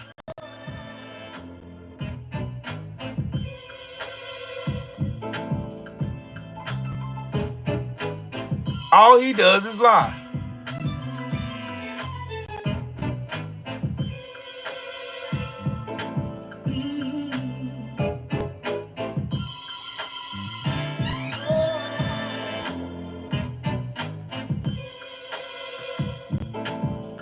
And let's see. Mired by paranoia, flooded with humiliation, fed a diet of exceptionalism it never digested. Racist America is not mentally stable. You need to stop pretending that this is strictly political behavior. This is a psycho-spiritual addiction to control, to fantasy, to the illusion of infallibility. They don't believe Trump. They need him. They need his lies the way a klepto needs to keep stealing, to numb the scream of a reality they can't compete in without the cheat codes. Trump is the fantasy dad they never had. They crave his approval even as he spits on them and tells them to shut up. It's not politics. It's elective infantilization. They know he lies. They know he's weak. They know the Epstein logs aren't just smoke. The truth would mean that the mirror shatters, and they can't survive that. So they choose delusion over dignity. They'll burn their daughters, their pensions, their grip on reality before they admit, I was wrong about my God. The obsession with the Trump family isn't just cult behavior. It's neurological compensation. When you've been taught that you're superior but you live like a failure, you latch onto symbols of success that you didn't earn. The gold buildings, the blonde daughter, smug sons with dead eyes. They aren't respected. They're fetishized. Because they represent the only thing that the Trump base respects. Power without merit. They worship Trump because he is what they wish they were. Unqualified, unaccountable, and untouchable. This isn't about left versus right. This is about a diseased devotion to a fantasy that was always hollow. The Epstein files? They shook your cult, not because they proved guilt, but because they exposed your desperation. You were never the heroes. You were never the rebels. You were always a believer in a lie that required someone else's silence. Cool. Now that it's cracking, you'd rather implode than evolve. That's not ideology, that's a sickness. And your God is dying. Do you go with him? Or do you finally feel the pain that you've outsourced for generations? All right, racists. See? He knows. He knows. He knows. That right there was the truth. The whole, like, MAGAism is their identity. And this is a fantasy that they've been fantasizing about for forever and a day. They've been fantasizing about this shit for, they just want to live in a world where they're okay.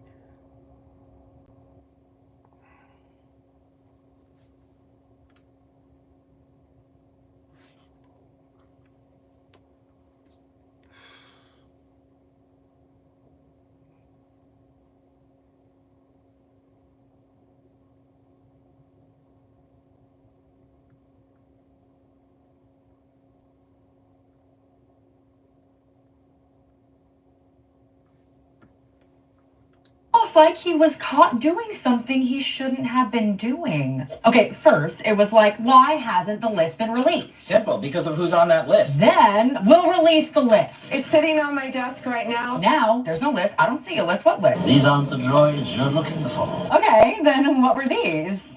Now though, it's a Democrat hoax. I call it the Epstein hoax. The man is going on unhinged rants, disowning his supporters, calling it all It wasn't me.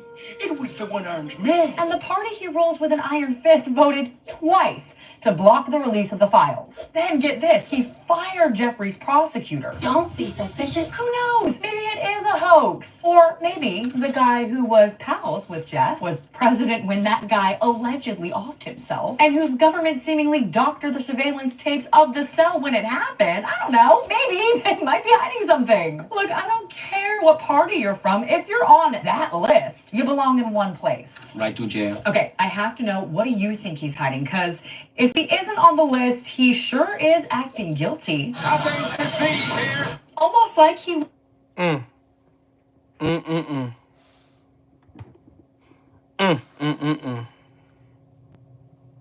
Wow. Hey, y'all do realize Jeffrey Epstein died while Trump was president, audio, right? DA87. Y'all do know that Epstein died while Trump was in office, right? I want y'all to hear Michael Wolff. To offer an explanation for why he broke up with his BFF, Jeffrey Epstein. It was an explanation that was implausible on so many fronts that it's almost not worth recounting. But let me offer Yep, sir, he was that. Epstein's explanation of what happened. In 2004, Epstein believed he was the high bidder on a house in Palm Beach. He bid $36 million. he took his friend Trump around to see the house and to advise him on how to move the swimming pool. Trump immediately went around his back and bid $40 million for the house. Epstein was over the top furious. I mean, the thing I think that these men most respond to more than anything else is real estate. No betrayal like a real estate betrayal. But Epstein believed that Trump didn't have the $40 million. Epstein, well acquainted with Trump's finances, believed that this must be somebody else's $40 million. And in fact, this house was sold, this $40 million house, then was sold less than 2 years later for $95 million, a kind of red flag to a Russian oligarch of money laundering. Epstein then began to threaten Trump, threaten him with lawsuits, threatening to go to the press and to brand Trump as a money launderer. Not long afterwards, the police began to investigate Jeffrey Epstein, who continued to believe to his dying day that it was Trump who alerted the Palm Beach police to what was going on at Epstein's house. And indeed, Trump had for many years been well acquainted with what was going on in Palm Beach around Jeffrey Epstein. Yes. Wow. Now that right there, right there. Trump is vindictive. Donovan, salute to you, man. Trump is vindictive. Trump is a piece of shit. And Trump is a snitch to anybody that threatens his stature. See, Michael Wolff did the book for Donald Trump, his best-selling book, The Art of the Deal.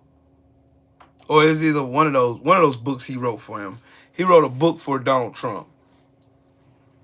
So he would know. All this shit is starting to come, like as much shit Donald Trump, I'm gonna follow him. As much shit as Donald Trump is doing, as much as he's doing, it makes sense. It all makes sense. Okay. Now, all right, time for me to be put on my tinfoil hat and become a conspiracy theorist. Okay. Donald Trump and Epstein were best friends. Epstein knew all the ins and outs of Donald Trump's businesses, even when they were failing. Even though Trump was doing those casinos and he bankrupted those casinos, he bankrupted those hotels, he bankrupted every business he started, he failed miserably. He stole money from charities. He stole money from a fake university. His kids were in on it. He was a womanizing piece of shit. Cheated on every one of his wives. He hated his wife, Ivana. He even discussed to some extent on how he would get rid of her, allegedly. According to a report now. I had to find that one too. But, yeah.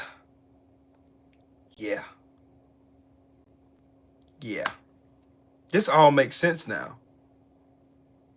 This makes sense.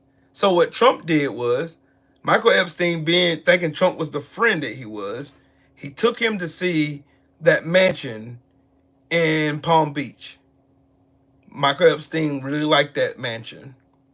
But Trump went behind his back, being the snake that he always has been, and bid on the house. Wins the bid on the house, turns around and sells that same house to a Russian oligarch for $95 million. That was in Robert Mueller's investigation. If y'all forgot about that. Because remember, there wasn't a bank in America that would touch Donald Trump. There wasn't a bank in America where Trump could get money. Even Don Jr. came out. Don Jr. and Eric came out and said, we got Russian money flowing through the realms at Trump National or Trump Business or Trump Org, any of Trump's businesses had Russian money tied to it. That's why when Trump went to Moscow in 2013 trying to pitch Trump Moscow to Vladimir Putin. Vladimir Putin got some dirt on Donald Trump there and has been blackmailing him ever since.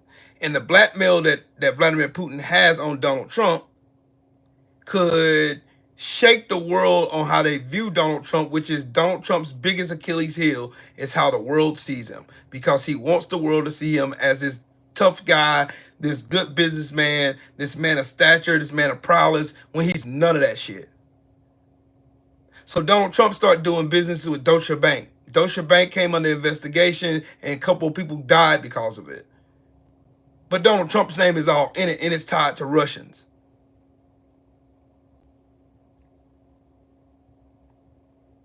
Yep, Drew. Yeah, because Epstein was a financier. So he was very good with money. Like a hedge fund guy or a stock guy. He was one of those guys that's very, very good with money. He was very, very good with money. And Trump knew that too. So how else could you kill somebody that knows your innermost secrets? You turn the police on them. You turn the police off of your trail. Even though you was there doing the same dirt with him. With the same dirt with him. You went and alerted the feds of what was going on at Epstein's mansion. You also alerted the feds of what was going on at Epstein Island. You snitched on them. Just so happened you decided to get into politics because you lost $989 million through dumbass fucking investments in bullshit businesses. You tried to start a housing company during the housing crisis in 2008 and 2009. That failed. Trump Steaks failed. Trump Board Game failed. Trump fucking liquors failed. Trump modeling agency failed. Trump limos and airplanes, they failed. You had a plane crash. Like, this is all starting to make fucking sense. So then we're going to keep on the trail. Keep on the trail, Will. Stay on the trail. Okay, so now you got Donald Trump and Jeffrey Epstein, who are best buddies. Jeffrey Epstein goes to his wedding in 93, December 20th of 1993, when he married Marla Maples. Okay, whole time, Donald Trump ends up cheating on Marla Maples with Melania Noss, Slovenian model that he met through Jeffrey Epstein. Whole time, though, while all this is going on, Jeffrey Epstein is pilfering young girls from Mar-a-Lago. One young girl that worked at Mar-a-Lago, Virginia Guffrey, who ended up unaliving herself this year. This is starting to make sense. So when Donald Trump does the investigation gets the police to investigate Jeffrey Epstein, because Jeffrey Epstein was getting too big for his britches, if you will. Jeffrey Epstein is getting too big for his britches, so Donald Trump turns the feds on them. So Jeffrey Epstein is eventually arrested the first time, and then Epstein calls in a favor to Trump. They negotiate. Alex Acosta negotiates a sweetheart deal that leaves out the victims' families, that lets Jeffrey Epstein spend 18 months in prison for. He has to register as a sex offender, even though he still had tumultuous shit going on at Epstein Island. Ghislaine Maxwell is right there alongside him. So Donald Trump, Melania Trump, Ghislaine Maxwell, and Jeffrey Epstein are all besties.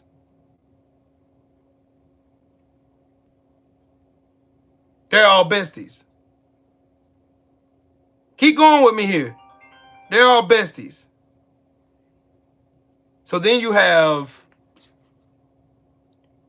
Epstein get arrested again in 2019 while Trump is president. And Trump's attorney general is the guy who's the son of the guy that Jeffrey Epstein had working for him. So they knew each other. Jeffrey Epstein suddenly dies under Donald Trump's watch. There really wasn't even talk about Epstein's list or his black book. They let some of it go. They showed his phone logs. The Democrats exposed, just so y'all know, in case y'all didn't know, The Democrats exposed that black book and those fucking phone logs at Ghislaine Maxwell's trial.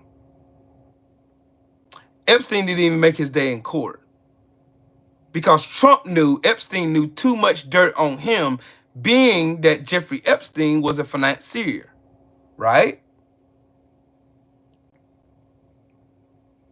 Right?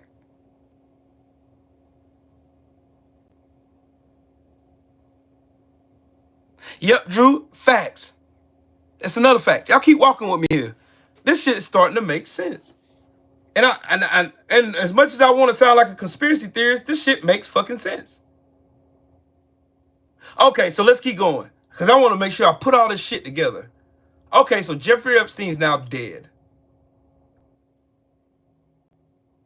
Okay, Trump already has a myriad of he has 91 federal fucking charges on him, 4 different indictments. So it comes out that Donald Trump paid, and I'm pausing on the Jeffrey Epstein shit. So, all right, Donald Trump paid Stormy Daniels to fuck him. He then used campaign funds to hide said fucking cheating and shit on his wife, who just had Barron, who just now got her American citizenship. Okay. While he's running for president. But what gets Donald Trump into politics to begin with is the correspondence dinner with Barack Obama after Donald Trump and Melania went on national TV claiming that Barack Obama wasn't an American citizen, and he wasn't born here, and he needed to provide his birth certificate to prove his citizenship in America, which Barack Obama I wish he wouldn't have done this shit, but he, even against everybody saying he didn't have nothing to prove, shows his long form birth certificate. And Trump still lies and said he had people in Hawaii that knows that that Obama wasn't born there, and blah blah blah blah blah blah blah. But that correspondence dinner, when Obama lit a flame under his ass and embarrassed the fuck out of Donald Trump, that was then the moment he decided he was going to run for president. Because he had all this other shit with Jeffrey Epstein and all this other shit that was starting to come out about him. And he knew it was only a matter of time before people start putting 2 and 2 together. Because y'all got to remember, Harvey Weinstein had just got busted. Kevin Spacey just got busted. R. Kelly had got busted right after that. Like, all these big ass fucking names in Hollywood are starting to get busted.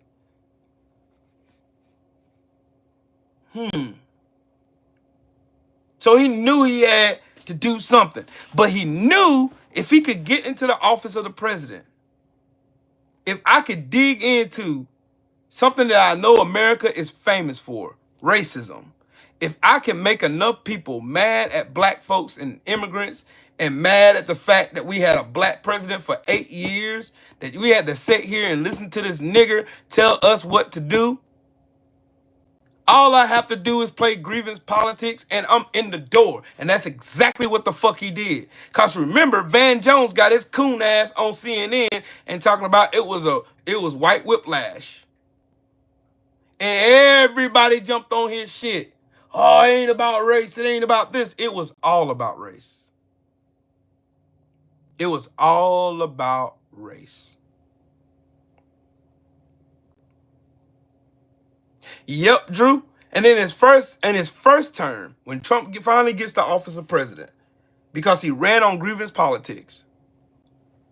He ran on grievance politics. He ran on racism. He ran on white guilt. He ran on white retribution. He ran on that shit. The platform to the fucking conservative party, and it has been for generations, which led to, in 1964, the Great Switch. The Great Party Switch. The Southern Strategy worked. They done jumbled up all these Bible-thumping hypocrites and got them behind the move through the conservative party, and the conservative party picked up ship and they ran to the Republican side. Donald Trump has been a fucking Democrat since Democrat was being a Democrat. He's always been. He donated to Kamala Harris when she ran for AG of California. He donated to her. He's seen in numerous pictures with Bill Clinton. So him and Bill Clinton was up to some bullshit. Yep, Drew, he did that too. He used racism. Islamophobia is racism. He used racism because he came out. Remember when he said, we're going to ban Muslims for coming into this country. When he first came out and said that racist ass shit. It lit a firestorm in this country, but it also lit the fuse for the unseeping thing that America has never accounted for, racism. So then Trump gets in the White House. This time, Trump doesn't have all those yes men around him that won't let him do what he wants. So he got built. First he had, Jeff Sessions as his AG first. Jeff Sessions wouldn't bend to the will of Donald Trump. So he fired Jeff Sessions, that fucking leprechaun, and replaced him with Bill Barr. Bill Barr, who knowingly had ties to Jeffrey Epstein because Jeffrey Epstein hired his father, Dan. So Epstein kills himself allegedly in his prison cell, but no record of it. And then the tape that comes out is altered. And people know it's altered. It's missing a whole minute of details on it. And the camera is fucked up. And the positioning of the camera and the whole nine. They covered all this shit up. Covered it up. But Trump couldn't really do what he needed to do. So Trump had all this other shit. So Trump did what Trump always does. Distract, distract, distract, divide. So he started with the whole withholding fucking shit because Joe Biden, who has been a senator for well over 30 years, Joe Biden got a pretty good reputation. Joe Biden was the vice president to Barack Obama, who's arguably one of the best presidents we had. Whether you agree with it or not, it's still a fact. So Trump throws the mother load at Joe Biden. He knew he couldn't stop the momentum of Joe Biden in this country because, like Barack Obama, Joe Biden ran on change. And the American people felt that shit because they were tired of the status quo. And they seen Joe Biden being one of those ones who's going to fight for him because that's what he said on his campaign trail. This is going to take a little while. Yes, actually 3 minutes missing. That's correct, Ozzy. My bad. Bill Barr now all of a sudden is blind, deaf, and stupid and doesn't know what happened to Jeffrey Epstein. Then there's no talk because the Epstein files are sealed in a court of law in Florida. Okay. Oh, I'm putting all this shit together. All the shit that I remember from this shit, I'm putting it together. Okay. So in the primaries, Donald Trump is running against Ron DeSantis in the 2020 election. No, let me stop there. Let me stop there because I'm jumping ahead of myself. Back when Trump was president again, Trump went over to Ukraine, withheld fucking military aid to Ukraine, which got him impeached the first time because he wanted dirt on Joe Biden to stop the momentum of Joe Biden, and he couldn't. He couldn't do it. So Donald Trump So November rolls around. We're going to skip over all the other bullshit Trump was doing. COVID, the whole nine. We're going to skip over a bit of that. It's take me a long time to go through that. Okay, so now we got Donald Trump versus Joe Biden for president of the United States. Trump is desperately trying to stay in office and stay in power because Donald Trump knows the moment that he gets kicked out of the White House, that all hell is going to break loose in his personal life. See, that's when the Stormy Daniels case, Michael Avenatti was going around on TV, even though he turned out to be a piece of shit. But Stormy Daniels case was the straw that literally broke the proverbial camel's back. Not to mention the Robert Mueller investigation that was going on simultaneously right alongside Trump's whole administration, where Trump was going out demonizing Robert Mueller for what Robert Mueller was doing because he was looking into the ties with Russia. That's how we found out Donald Trump went to Russia in 2013 to petition for Trump Moscow in 2013. They had Russian money all in out of the Trump organization. Most of the Trump people that were around him were going to jail, getting arrested. You had George Papadopoulos, Roger Stone, you had Steve Bannon. You had all these fucking dumbasses getting arrested for doing nefarious shit. All of them. All Trump does every time someone points the truth light at him, he says hoax, hoax, hoax, hoax, hoax, Democrat hoax, and these dumbasses eat it all up. Okay. So now we going Joe Biden versus Donald Trump. Joe Biden wins by a huge margin over Donald Trump. Donald Trump loses his shit. Meanwhile, you still have Epstein right here. You have Epstein right here at the back of his mind. If this Epstein shit get out, that's the end of me. I'm finished. That's why Trump staged a coup, or tried to stage a coup against the United States government when he went to the ellipse and he made that bullshit ass speech talking about how the election was rigged, and he's the first president in my lifetime to claim that an election was rigged against him, and he staged a fucking coup, which he tried to call the correspondents in Michigan, brought them up to the White House trying to intimidate them to change their votes to him winning. He tried to call the attorney general in the state of Georgia, tried to make him change his votes. What's that old fucking crypt keeper looking fucker name? Rudy Giuliani had lied on 2 black women who were vote counters in Georgia, lied on them. They ended up suing him and winning. Fox News gets sued for lying on Dominion voting machines and lose $787 million.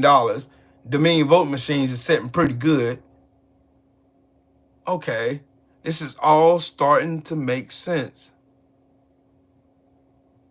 So Donald Trump tried to stage this coup so that he can stay in power.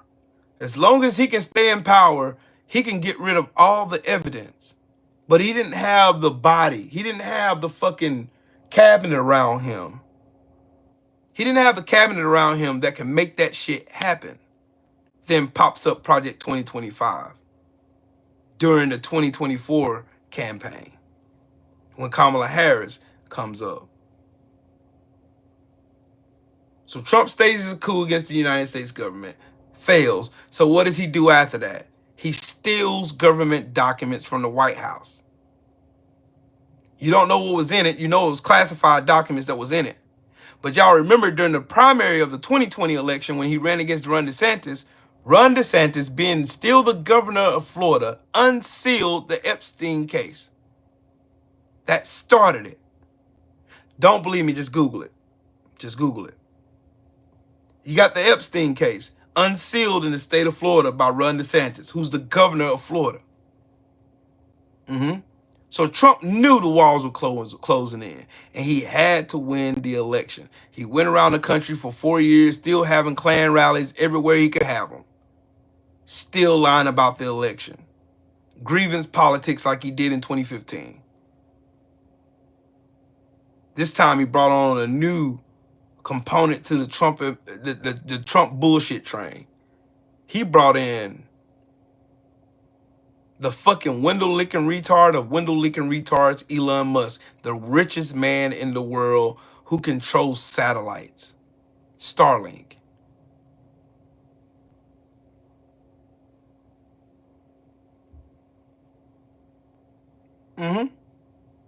So him and Elon Musk go around this country pushing Trump.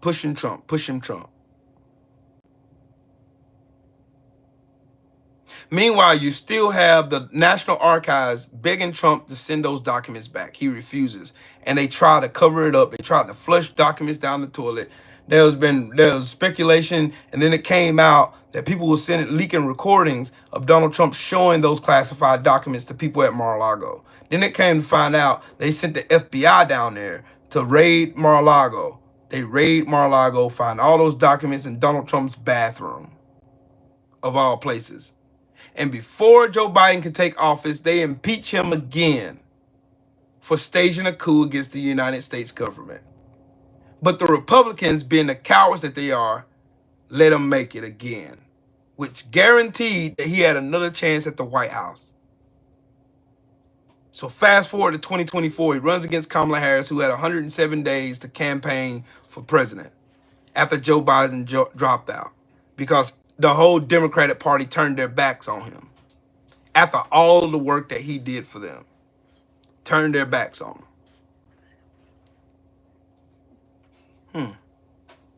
Now we have Donald Trump running against Kamala Harris for president of the United States with Elon Musk in tow. Elon Musk rigs the election so Trump has a guaranteed win.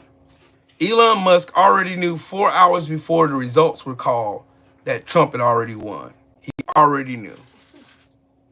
No, I don't know. He already knew. Trump said it himself.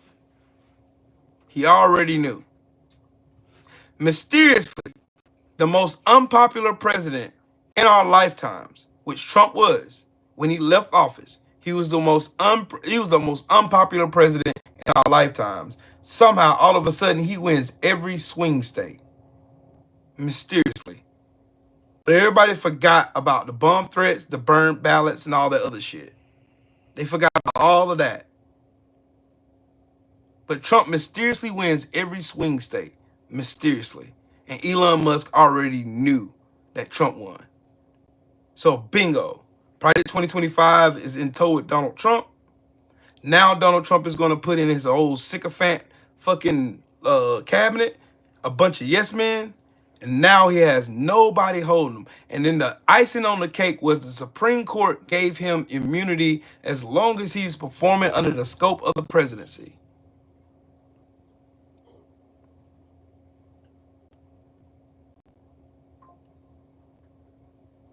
Yep, Renee, you're right. But the Republicans stopped that shit. The Republicans struck again. Why with me? I'm wearing my 10 hat right now. I'm going through all of this shit. We already done started from 2015. Now we're working our way to 2024. Okay, so Trump got Project 2025, Russell Vought, brings him into his White House as OMB secretary. He's got J.D. Vance, who's bought and paid for by Peter Thiel. Because before he even became vice president, he went on TV and said he hated Trump. He thought Trump was America's Hitler. But Peter Thiel started financing J.D. Vance because he seen the potential behind J.D. Vance getting people behind him to vote for him. So he put $15 million behind J.D. Vance. J.D. Vance was only a senator for not even 2 years. Then Trump surrounds himself with his sycophant fans, what leads us to today. Now the bombshell, the bow breaks, the dam busts wide open, and all kinds of information is coming out.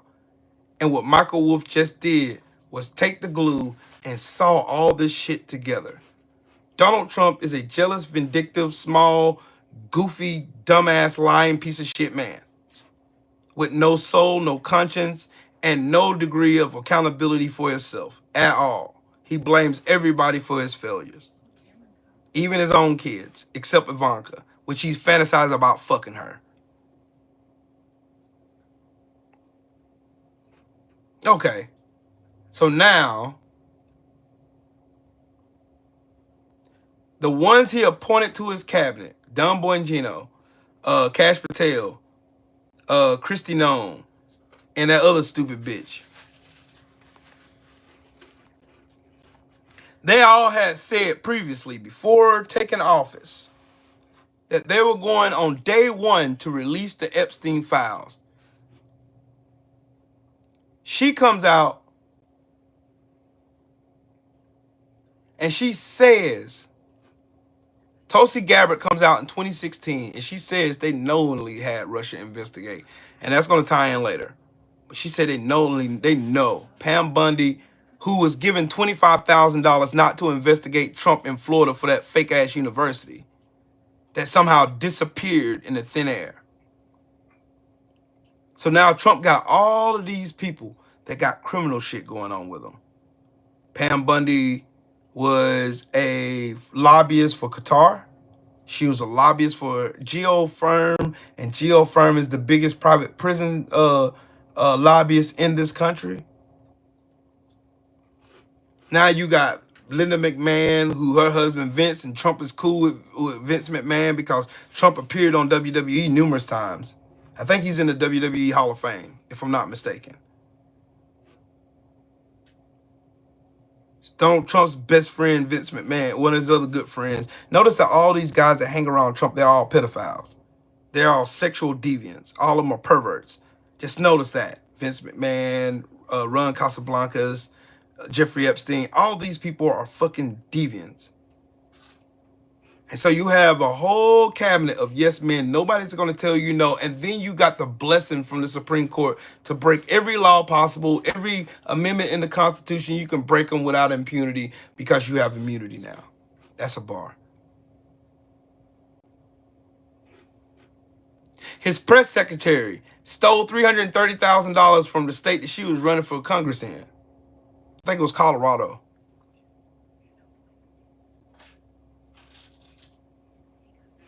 I'm gonna make this shit make sense in a second. This shit should make sense to y'all now. This shit should all make sense now.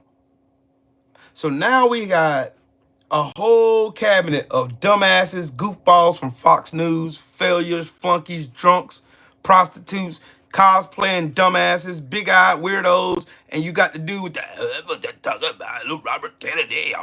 You got that fucking retard. You got all these people around you that won't say no to you. And Russell Voigt with a plan that's been enacted, a plan they done concocted for the last 70 years. They finally get to spring this big ass trap of white supremacists, goofballs, so they can elect a king. So now all this Epstein shit is starting to come to a head now. Because Trump done went in and flooded the whole fucking market, flooded social media, flooded mainstream media, flooded everywhere that you could look, where you get information with executive order after executive order after executive order. It's a plan, it's strategic. Cloud your head with so much bullshit, you don't know which way is up, so you give up and you stop fighting. You just say, hey, they do whatever they want to. My vote don't matter anyway. That's what they want you to believe. So now you have all of this stuff Trump's doing, and now the bombshell hits. Ghislaine Maxwell gets sentenced to 20 years in prison. Yep, Renee, that's a fact. So now the Epstein shit comes to a head. It comes to a head, and now people are asking Don Bongino and Cash Patel, I thought y'all said y'all was going to release the list. I thought y'all said Pam Bundy had the information on her desk. She said that to us. But like good little lemmings, all Donald Trump had to do was go out and throw Barack Obama's name. So again, to recap, Jeffrey Epstein was arrested under Trump. He died under Trump.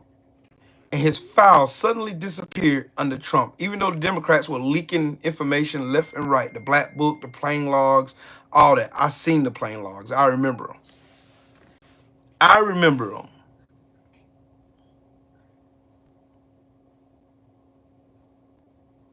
So you have all this damning evidence to show you Donald Trump's collusion with Jeffrey Epstein, and Donald Trump goes to his old trick bag family. He goes and says it's a Democrat hoax that was written by Barack Obama, Hillary Clinton, Bill Clinton, some monkey over there with a pen, some boot over there.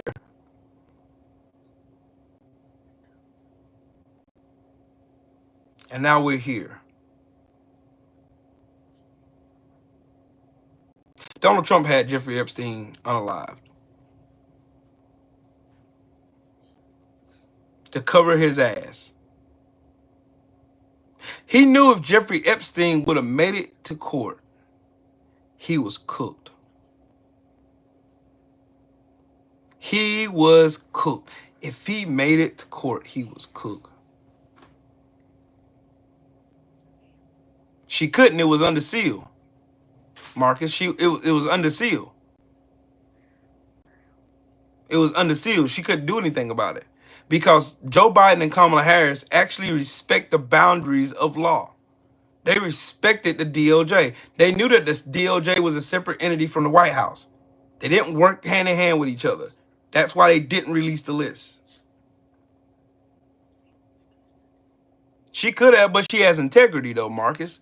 She ain't Trump. Trump has no integrity. Trump has no spine. He has no soul.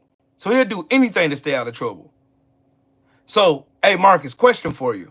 Would it be too big to say that Donald Trump made sure that he made it to the White House? Remember, Donald Trump is the same person who set up a fake assassination attempt to make himself look like the victim when that Project 2025 shit came up. And mysteriously in Butler, Pennsylvania, some 20-year-old named Charles Cooks, that nobody knows his name anymore, that nobody's even mentioned his name. And Donald Trump right now in the year 2025 still has a beef going on with Rosie O'Donnell, who said mean words to him. Charles Crooks tried to kill him, allegedly, according to Trump. And you ain't heard Trump say Charles Crooks' name one fucking time. Not one fucking time. Not one goddamn time. Not one. Not once did he ever mention Charles Crooks.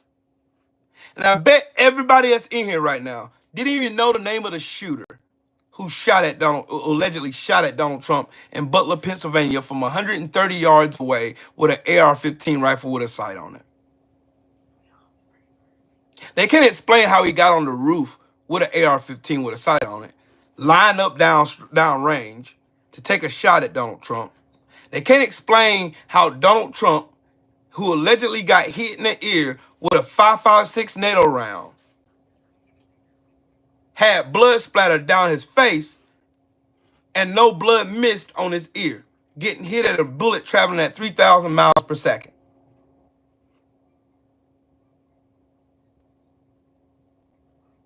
They can't explain how an American flag suddenly unveiled itself right after that alleged shot went off.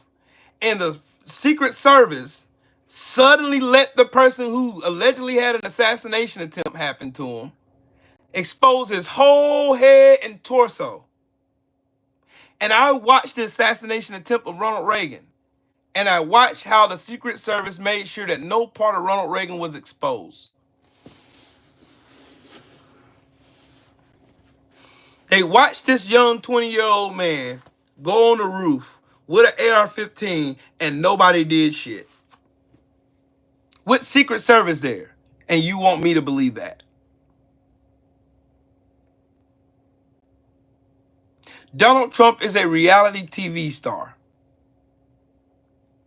Donald Trump did a WWE event in Butler, Pennsylvania, staged a fake shooting to boost his popularity, to make people feel sorry for him. Look, Donald Trump took a bullet for this country. Oh, man, I got to vote for him now. That's exactly what he needed you to think. So he manipulated the fucking court of public opinion when everybody knew Donald Trump was a piece of shit. They knew it. But how do you change your perspective in the world of the court of public opinion? How do you change your perspective? You make people feel sorry for you. And that's what Trump did. Now, this Epstein shit comes out. First, there was a list.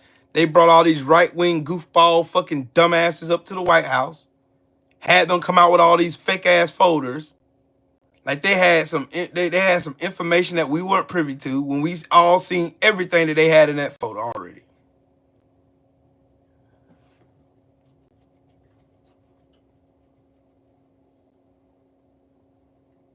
Cash Patel and Don Bongino threatened to quit.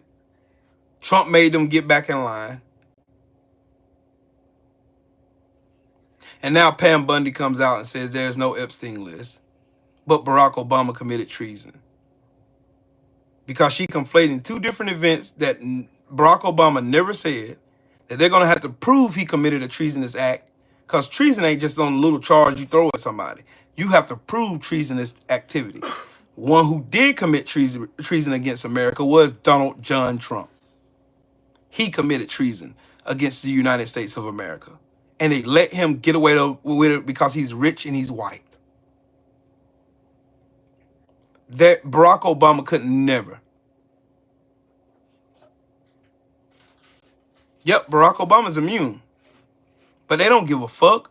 All they have to do is use their hatred for that nigger over there. And they will forget all about Donald Trump and Jeffrey Epstein. They'll forget about it. Yep, Shelton, that's right. The Jan 6ers committed treason against the United States of America.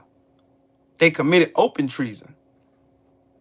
None of them should have got out of prison. But Trump pardoned them. All 1,600 of them. Blanket pardon. But he first tried to make up this auto pen bullshit about Joe Biden. Try to talk about Joe Biden's cognitive decline. And he made mainstream media fall in line because he had Jake Tapper running around trying to sell a book talking about Joe Biden's mental decline. Was he already there? They want to bring in Jill Biden to come ask questions to James Comer's retarded ass. And his fucking dumbass, now he got blonde dye in his hair like a fucking goofball. But this is what they want. They want misinformation, confusion, and you don't even know which way is up so that they can thrive in your foolishness and your own ignorance because they created a whole platform of ignorance and stupidity for you to feast on anyway. So would I be stretching it when I say Donald Trump's name is not only just in the Epstein file, he orchestrated a whole cover-up behind it. And he also arranged for Jeffrey Epstein not to be Jeffrey Epstein on Earth anymore. Do I make a good case? I think I'll make a good case.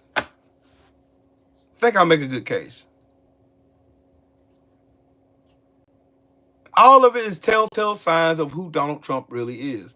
A jealous, vindictive, spineless piece of shit. And if there's somebody who is better than him, he's going to tell every lie he can. He's going to manipulate the situation in a way to where it makes him look like the victor and the victim at the same time.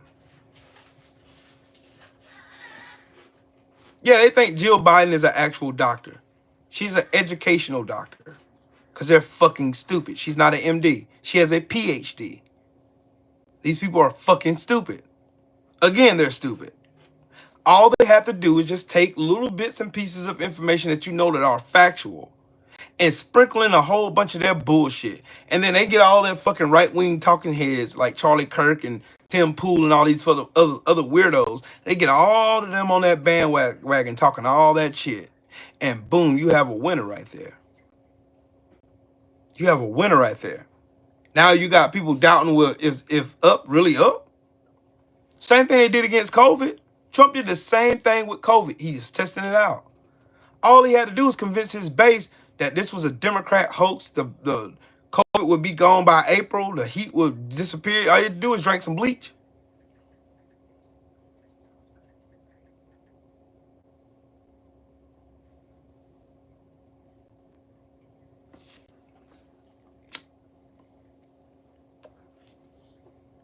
Y'all gotta think about it. All this shit started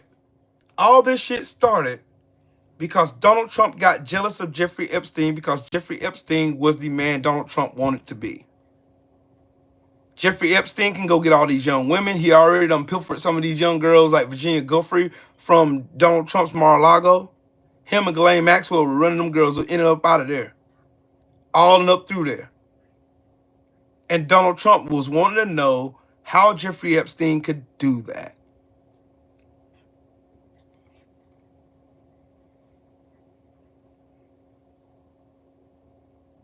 Does it make sense now? Does it make sense to me? As much as I wanted it to sound like a conspiracy theory, it sounds like real life to me. It all makes sense. Donald Trump had to win the White House. Donald Trump had to be president. There was no other way around it. It was either that or Donald Trump's going to prison for the rest of his fucking life. And so are his kids. And so are his wife. All of them were going to prison.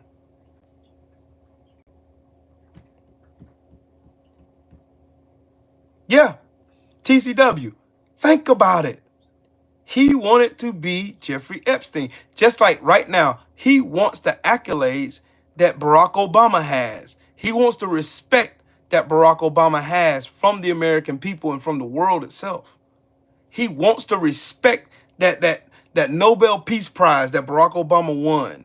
He wants that prestige. He's always been, guys, you got to think about it. Who was Donald Trump before he even touched the White House? He was some dude from New York that everybody thought was a fucking joke because he was a dumbass with money. That failed at everything he ever tried in life. He failed at everything he's ever done in his life, he's failed at. Everybody who had money or prestige back then knew that. And they laughed him out of elite circles everywhere. Remember when Donald Trump tried to buy a football team? They laughed him out the park. You remember when Barbara Walters called Donald Trump out in his face and told him, hey, I called your finances. And they said that you were failing big time. Go look at Barbara Walters' interview with Donald Trump and see how uncomfortable he was when she was saying, hey, I already talked to the people. I don't have to believe shit you say.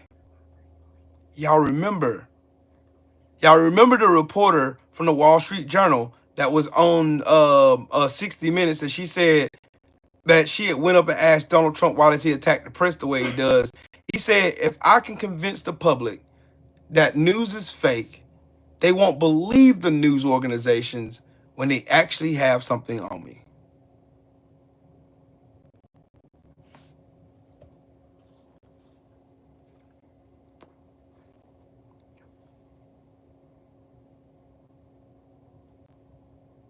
Yep, Barbara Walters had connects because she was a world-renowned journalist. Despite her being on The View or whatever, whatnot, she was still a world-renowned journalist, period.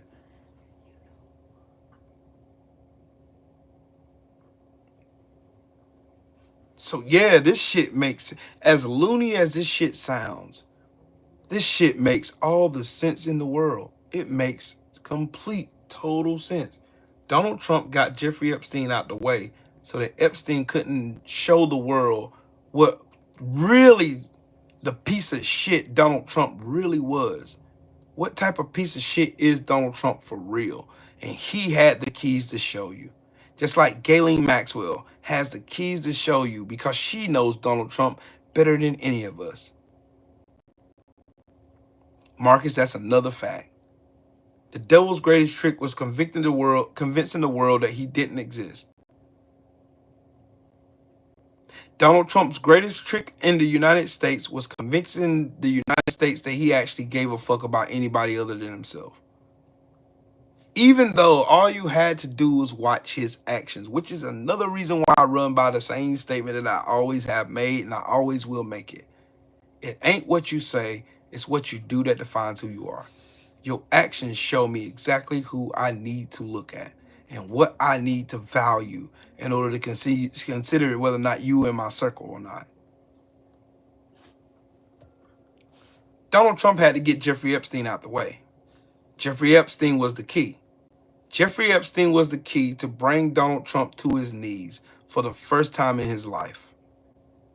And there was nothing he could refute because he knew Jeffrey Epstein was meticulous and he kept records of everything. That's why there's thousands and thousands of pages and videos of shit, of egregious shit that happened to them girls on Epstein Island and on Epstein's mansion. That Trump was there.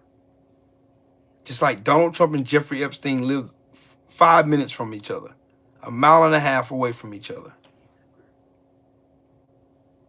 It ain't no secret. There's pictures everywhere of Donald Trump and Jeffrey Epstein. Where's a picture of Joe Biden and Jeffrey Epstein? Where's a picture of Barack Obama and Jeffrey Epstein?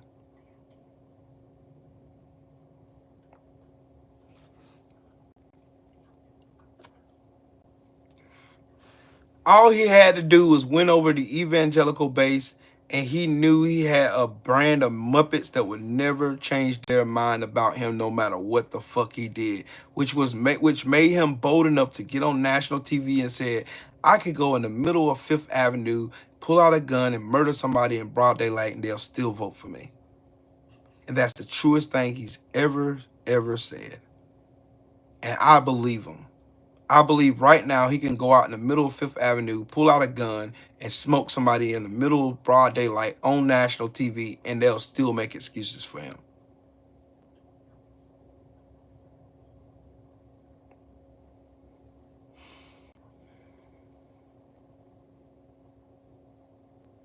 Yep, Mahari, that's true. The demise of Trump, the fucking mirage of Trump, because that's all Trump is, a mirage. Trump ain't this wealthy fucking this real estate mogul that had all these successful businesses and got all this money. This man is a fucking debt magnet. He can't manage money to save his fucking life. This man is a miserable piece of shit when it comes to dealing with money. And so what Donald Trump did what every other politician before him that ran as a conservative done. Tapped into that well of good old racism. Racism has never failed those conservatives. That's how they got Roe versus Wade canceled. That's how the fuck he's erasing DEI, even though white women benefited from it more than anybody. That's how he was able to get all of that shit done. Tap into that well of racism and hate.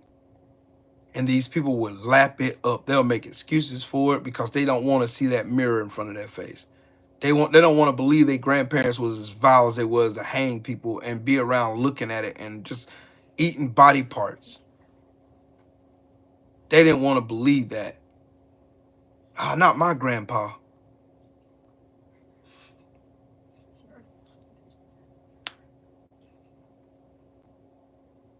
Yep, Marcus, that's a fact. $25,000 to people who first time owning houses, $50,000 to people opening businesses, remodeling rescaling the tax code so it benefits the middle class and poverty-stricken peoples, and taxes, and makes the wealthy finally accountable for holding their money, since Reagan erased the effective tax rate from 70% to 20%. The whole nine. They knew it would have been a better presidency with Kamala Harris. She was more than qualified for it. She was duly elected to every job she ever had. They knew it. They knew it. They knew it. But racism, good old-fashioned, dirty, musty-ass racism. Tanaz, what's up, family? There it is right there. Trump had to win the White House. That way he could tie all the loose ends he needed to tie. That's why Donald Trump removed that's why he's trying to destroy the Department of Education. That's the reason why he's erasing Black history. That's the reason why he's erasing all those sites that you can go to, the claim reference. That's why you ain't seen a new fucking a new chart from the FBI about violence and criminality in America about race. That's why you ain't seen one since 2019. Because Trump ended that. So then he can get on TV and claim fake news. And it's real news because of the fact that you can't go and you can't verify or fact check them. That's the reason why during the presidential campaign of Donald Trump and J.D. Vance, they were so hell-bent on fact checking.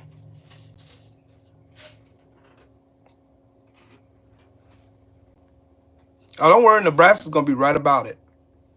Tanaz over in the super chat, salute to you. You said, let's support this channel. Salute to you, man. Thank you. These people knew, Donald Trump knew exactly what he was doing. Trump is terrible at business, but he's a fucking magician when it comes to being a criminal.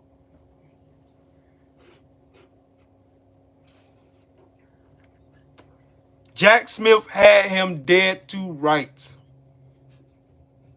Jack Smith had him dead to rights.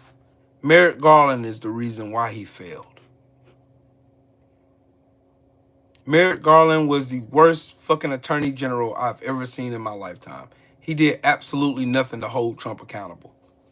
If I were the attorney general, Donald Trump ass would have been in prison. He wouldn't have had time to go to the Supreme Court. He would have been in prison with no bond. He's a flight risk.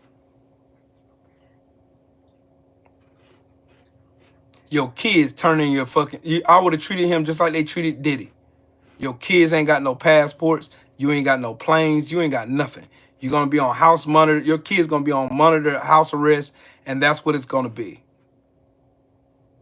Trump's ass is going to prison, though. He wouldn't have ran for president had I been AG.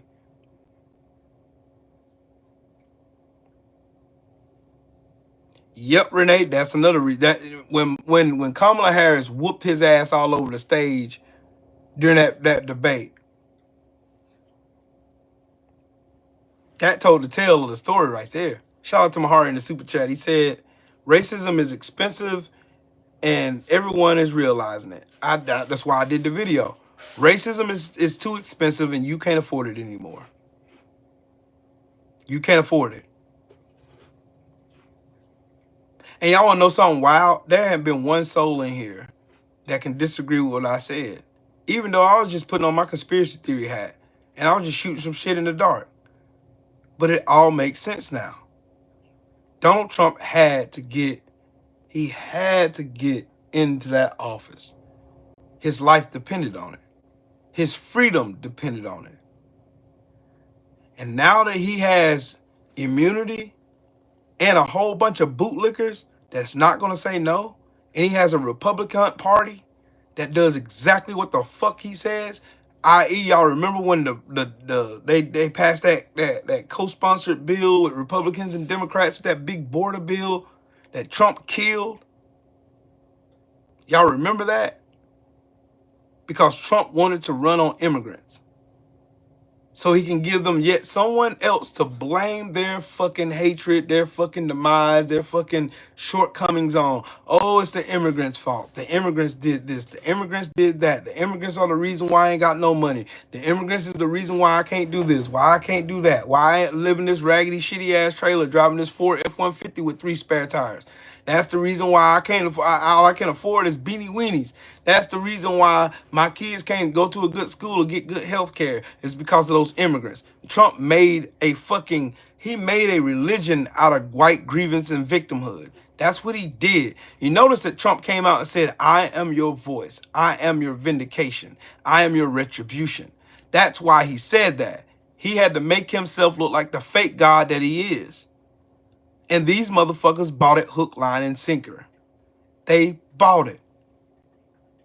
It's their identity. It's the reason why these motherfuckers can't turn it loose. It's their identity. For them to turn it loose means they have to realize and come to terms with the fact that what they believed in was some bullshit. And they know it is.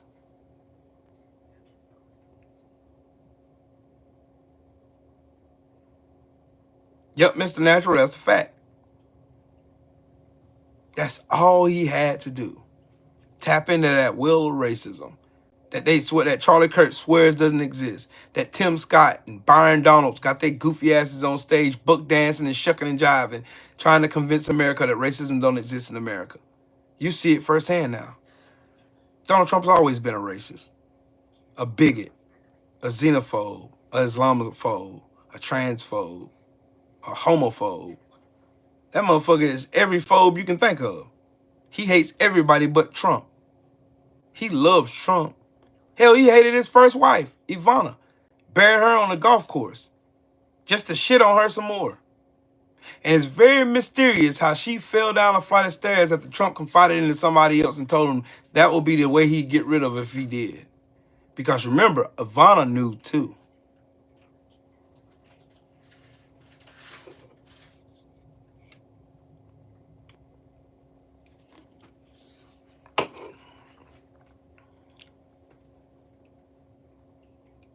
Yep.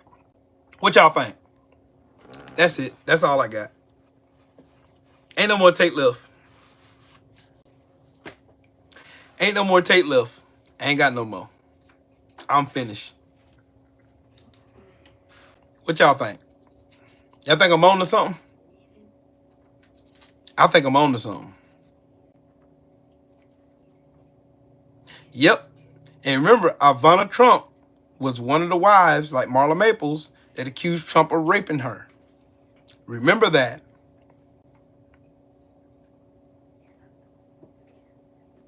Yep, Marcus, that's another one. Trump has showed you who he was a long time ago. Trump has never changed. He's always been the same piece of shit. Mr. Natural, not only do he believe he's above the law, they made it possible for him to be above the law. To live up to the Teflon Don moniker that he grew to love over the years.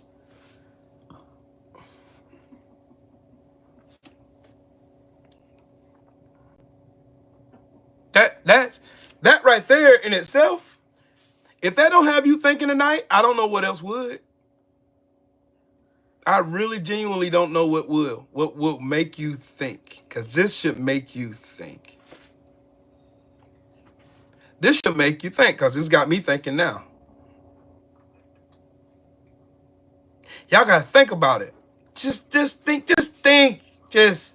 think. All you have to do is just put 2 and 2 together and just be like, why would Trump, here's an example. Why would Trump go out and try to demonize a man he claimed to be his best friend for over 15 years? Why would he switch up on him suddenly? Because he could. Because the dead can't talk, but the evidence can. And who's in control of all that evidence? Trump. Because Pam Bundy is beholden to Trump.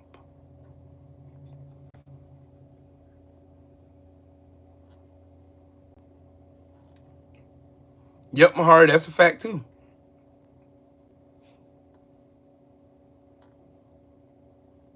Yep, and so did Deutsche Bank.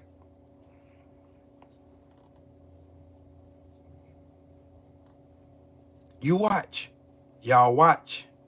Watch what happens. Just keep watching. It's going to get worse for Trump. It's going to get worse. It's going to get worse for him. And it's about time it did.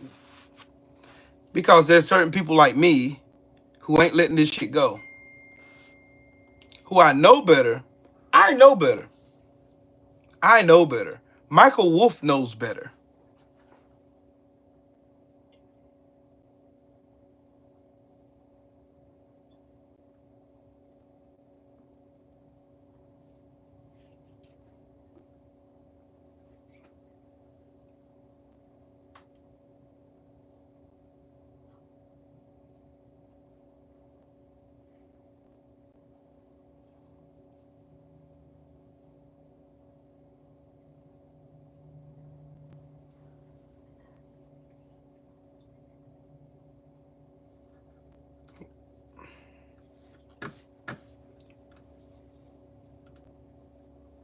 Dang it. Right there, I don't know. Corn pop. Well, you're clearly not the sharpest tool in the shed. Do you not realize that the photo you just showed of Biden and Epstein is not real? And the photo you showed debunks it? Like, this is from your video. Obviously, this photo is edited together. They're 2 different pictures. The lighting is completely off. If you couldn't see that, then again, my original point stands. But below that are the 2 photos that were edited together. This one's the original, this one's the original, this is then put together, and you still said, is this your boy? And you actually posted it. Unlike your orange messiah, Joe Biden has never hung out with Epstein. So this is clearly a desperate attempt to protect Trump. And what's even more crazy is as she's making excuses for Donald Trump and his connection to Epstein, one of her most recent videos says protect children. Well, maybe you should be part of that. I just can't believe she debunked herself in her own video and she didn't realize it. It's so painful to watch. Welcome to the world of American politics, TCW. Wait, welcome to the world of American politics. A clusterfuck. But once you start learning, because the first step is going back to study the past so you don't repeat it. If you're not held accountable for the past actions of your ancestors, then you're bound to repeat the mistakes they made. You're bound to do it. You know what I mean? You're bound to do it.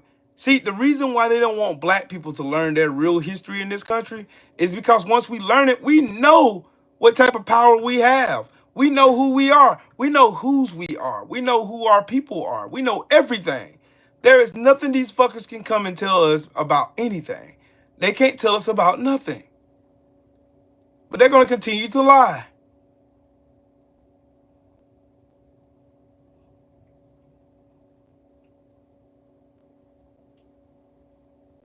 Racists are getting real bold under Trump, just like in the first time Donald Trump ever ran for office. Same thing.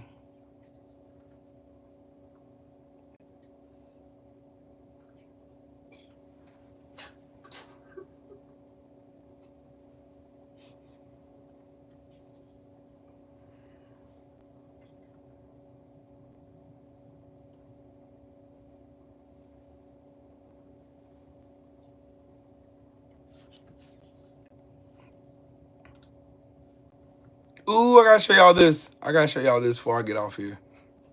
I gotta show y'all this. I've got to show y'all this. Y'all gotta see this. I'm gonna show y'all the reason why the Democratic Party is failing now. Because y'all got too many corporate motherfuckers beholden to AIPAC in there. Here you go. Them and shame them. Here is the list of Democrats who voted against blocking U.S. aid to Israel. While the entire world knows you cannot claim ignorance, everybody sees what's happening in Gaza. The forced systematic starvation of the people in Gaza, of the Palestinian people. And we've already seen... And look, every last one of these motherfuckers here get donations from AIPAC. Chuck Schumer, all these motherfuckers need to be kicked out. Alex Padilla, I'm shocked. I'm shocked. John Fetterman, no surprise. Cory Booker, no surprise. Blumenthal surprised the shit out of me. The Israeli propaganda get Hey, Baby J. The propaganda that Hamas was still in the aid, but Netanyahu was letting it in. It's been proven to be bullshit. So if you can't even stand up and use what political power you have to say, fuck you, we're not giving you aid, while we know you're actively starving people, committing war crimes. If you can't even do that, shame the fuck on you. And let me tell you what excuse they're going to use. First of all, let me name a few. Cory Booker, Adam Schiff, Chris Coons, Alex Padilla. Now, there's a few on here that are no surprise. John Secret Republican Fetterman, not a shocker. But let me tell you what excuse they're going to use. They're going to say, Israel is the only democratic society in the Middle East. We must maintain relations and protect them because all the mean, bad Muslim countries are out to get them. That is also Israeli propaganda. Can I tell you something? When I was in the United States Army, when I wore the uniform of the United States Army soldier, when I was trained and brainwashed by the United States Army, I believe that. I believe that we were out in the world. I did too. Especially when I went to Iraq. Delivering democracy on the back of a fucking bald eagle with a tear in our eye and an M4 in our hand, just fucking There are none, Marcus. saving the world, making sure everybody had democracy, and that Israel must be protected because it was the only beacon of democracy amongst a sea of Muslim countries. Let's just call it what it is. It's fucking Islamophobia. Can we call it what the actual fuck it is? And can we also say that not supporting Israel's war crimes and Israel's actions is not anti-Semitic? Okay, thanks. Name them and fucking shame them. That's why I'm mad. And that's, my friends, is why I'm not a Democrat. They voted against stopping fucking aid to Israel so they can commit more genocide. More genocide. Everyone thinks you've been kicking back, drinking margaritas on the beach. But as much as I like you, I don't appreciate you pretending that you've done something for us American people while you write your book to make more millions of dollars for yourself, while we're out here having to live under... Get her together, Mr. Raw, too raw, too real. Get her together, please, sir. Who said Thank that? you. Oh, I said that. If you didn't want Trump in office, then maybe you should have did something to make sure that Kamala Harris was elected motherfucking president of the United damn States. Maybe you should have got your pale, pasty ass peppermint motherfucking patty. I'm talking about patty motherfucking wagon ass white women off they motherfucking asses and not vote fucking Republican against their own better interests, rather than blaming a black woman who's a private motherfucking citizen and can do what the fuck she wants to damn do because she's not on your motherfucking payroll. Just because she's black don't mean she's your motherfucking slave, bitch. We're not going back. Who said that? Let's make this white bitch mad real quick. Let's go to Kamala Harris's Instagram right here. She's got the link. We gonna order this shit. We gonna run this motherfucking numbers up, ho. We running these damn numbers right motherfucking now, bitch. Barnes & Noble, Target, well, not Target, fuck Target. Amazon, ho. We gonna have this white ho pressed more than Kamala Harris's hair, honey. everyone thinks you've been kicking. Sheesh. I love it. Got to love it. Together, I say. Together, I say. Together, I say.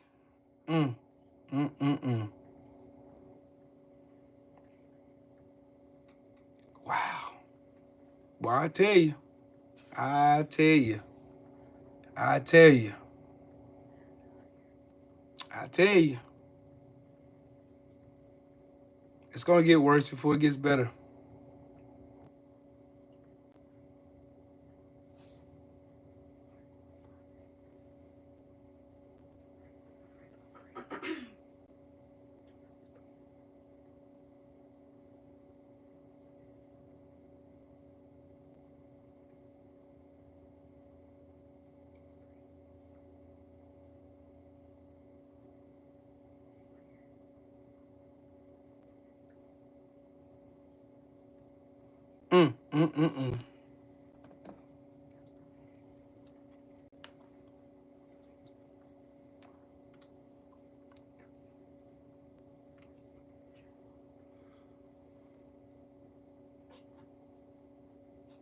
Wow. Wow. Wow. Wow. Wow. Wow.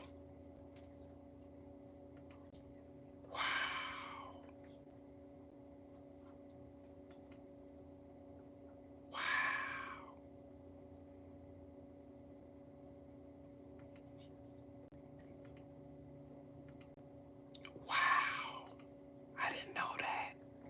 I gotta do a show about that. I'm seeing that right there. Yeah. Yeah, buddy. Yes, sir, we buddy. Yes, sir, we buddy.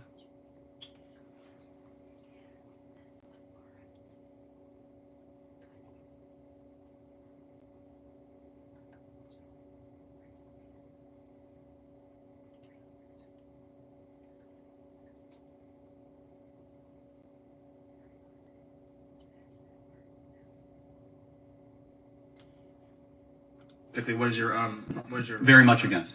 very much against? Can I ask why? Well, first and foremost, I don't believe that we should ever pay monetary damages to people where nothing bad happened to them, just because they are related to a group of people where something bad happened to them. In 2005, the United Nations published a document called the Basic Principles and Guidelines on a Right to a Remedy and Reparations for Gross Violations of Humanitarian Law. The title is much longer than that, but that's the gist of it.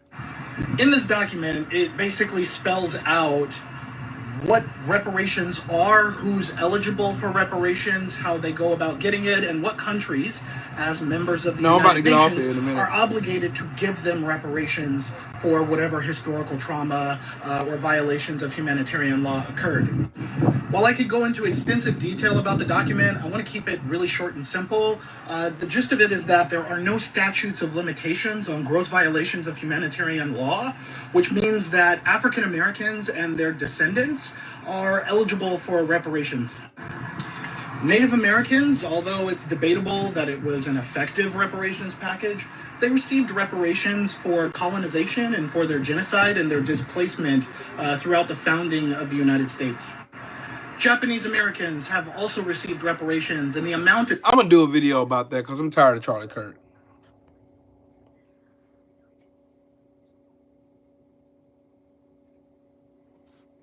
I'm tired of him.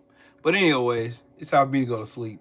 Hop in the car, watch it go boom. It's time for me to go to sleep. But anyways, hey, salute to the mighty LDBC. Salute to all y'all in the chat, super chat, and hit the like button and all that good fun stuff. Shout out to all y'all, man. I gotta go to work tomorrow. It's gonna be a long day. But y'all have a great night. And y'all think about what I said now. Think about what I said. And we're gonna talk about it next time I go live, okay? Sunday. When I go live Sunday, we're gonna talk about it. All right? Y'all be smooth, man.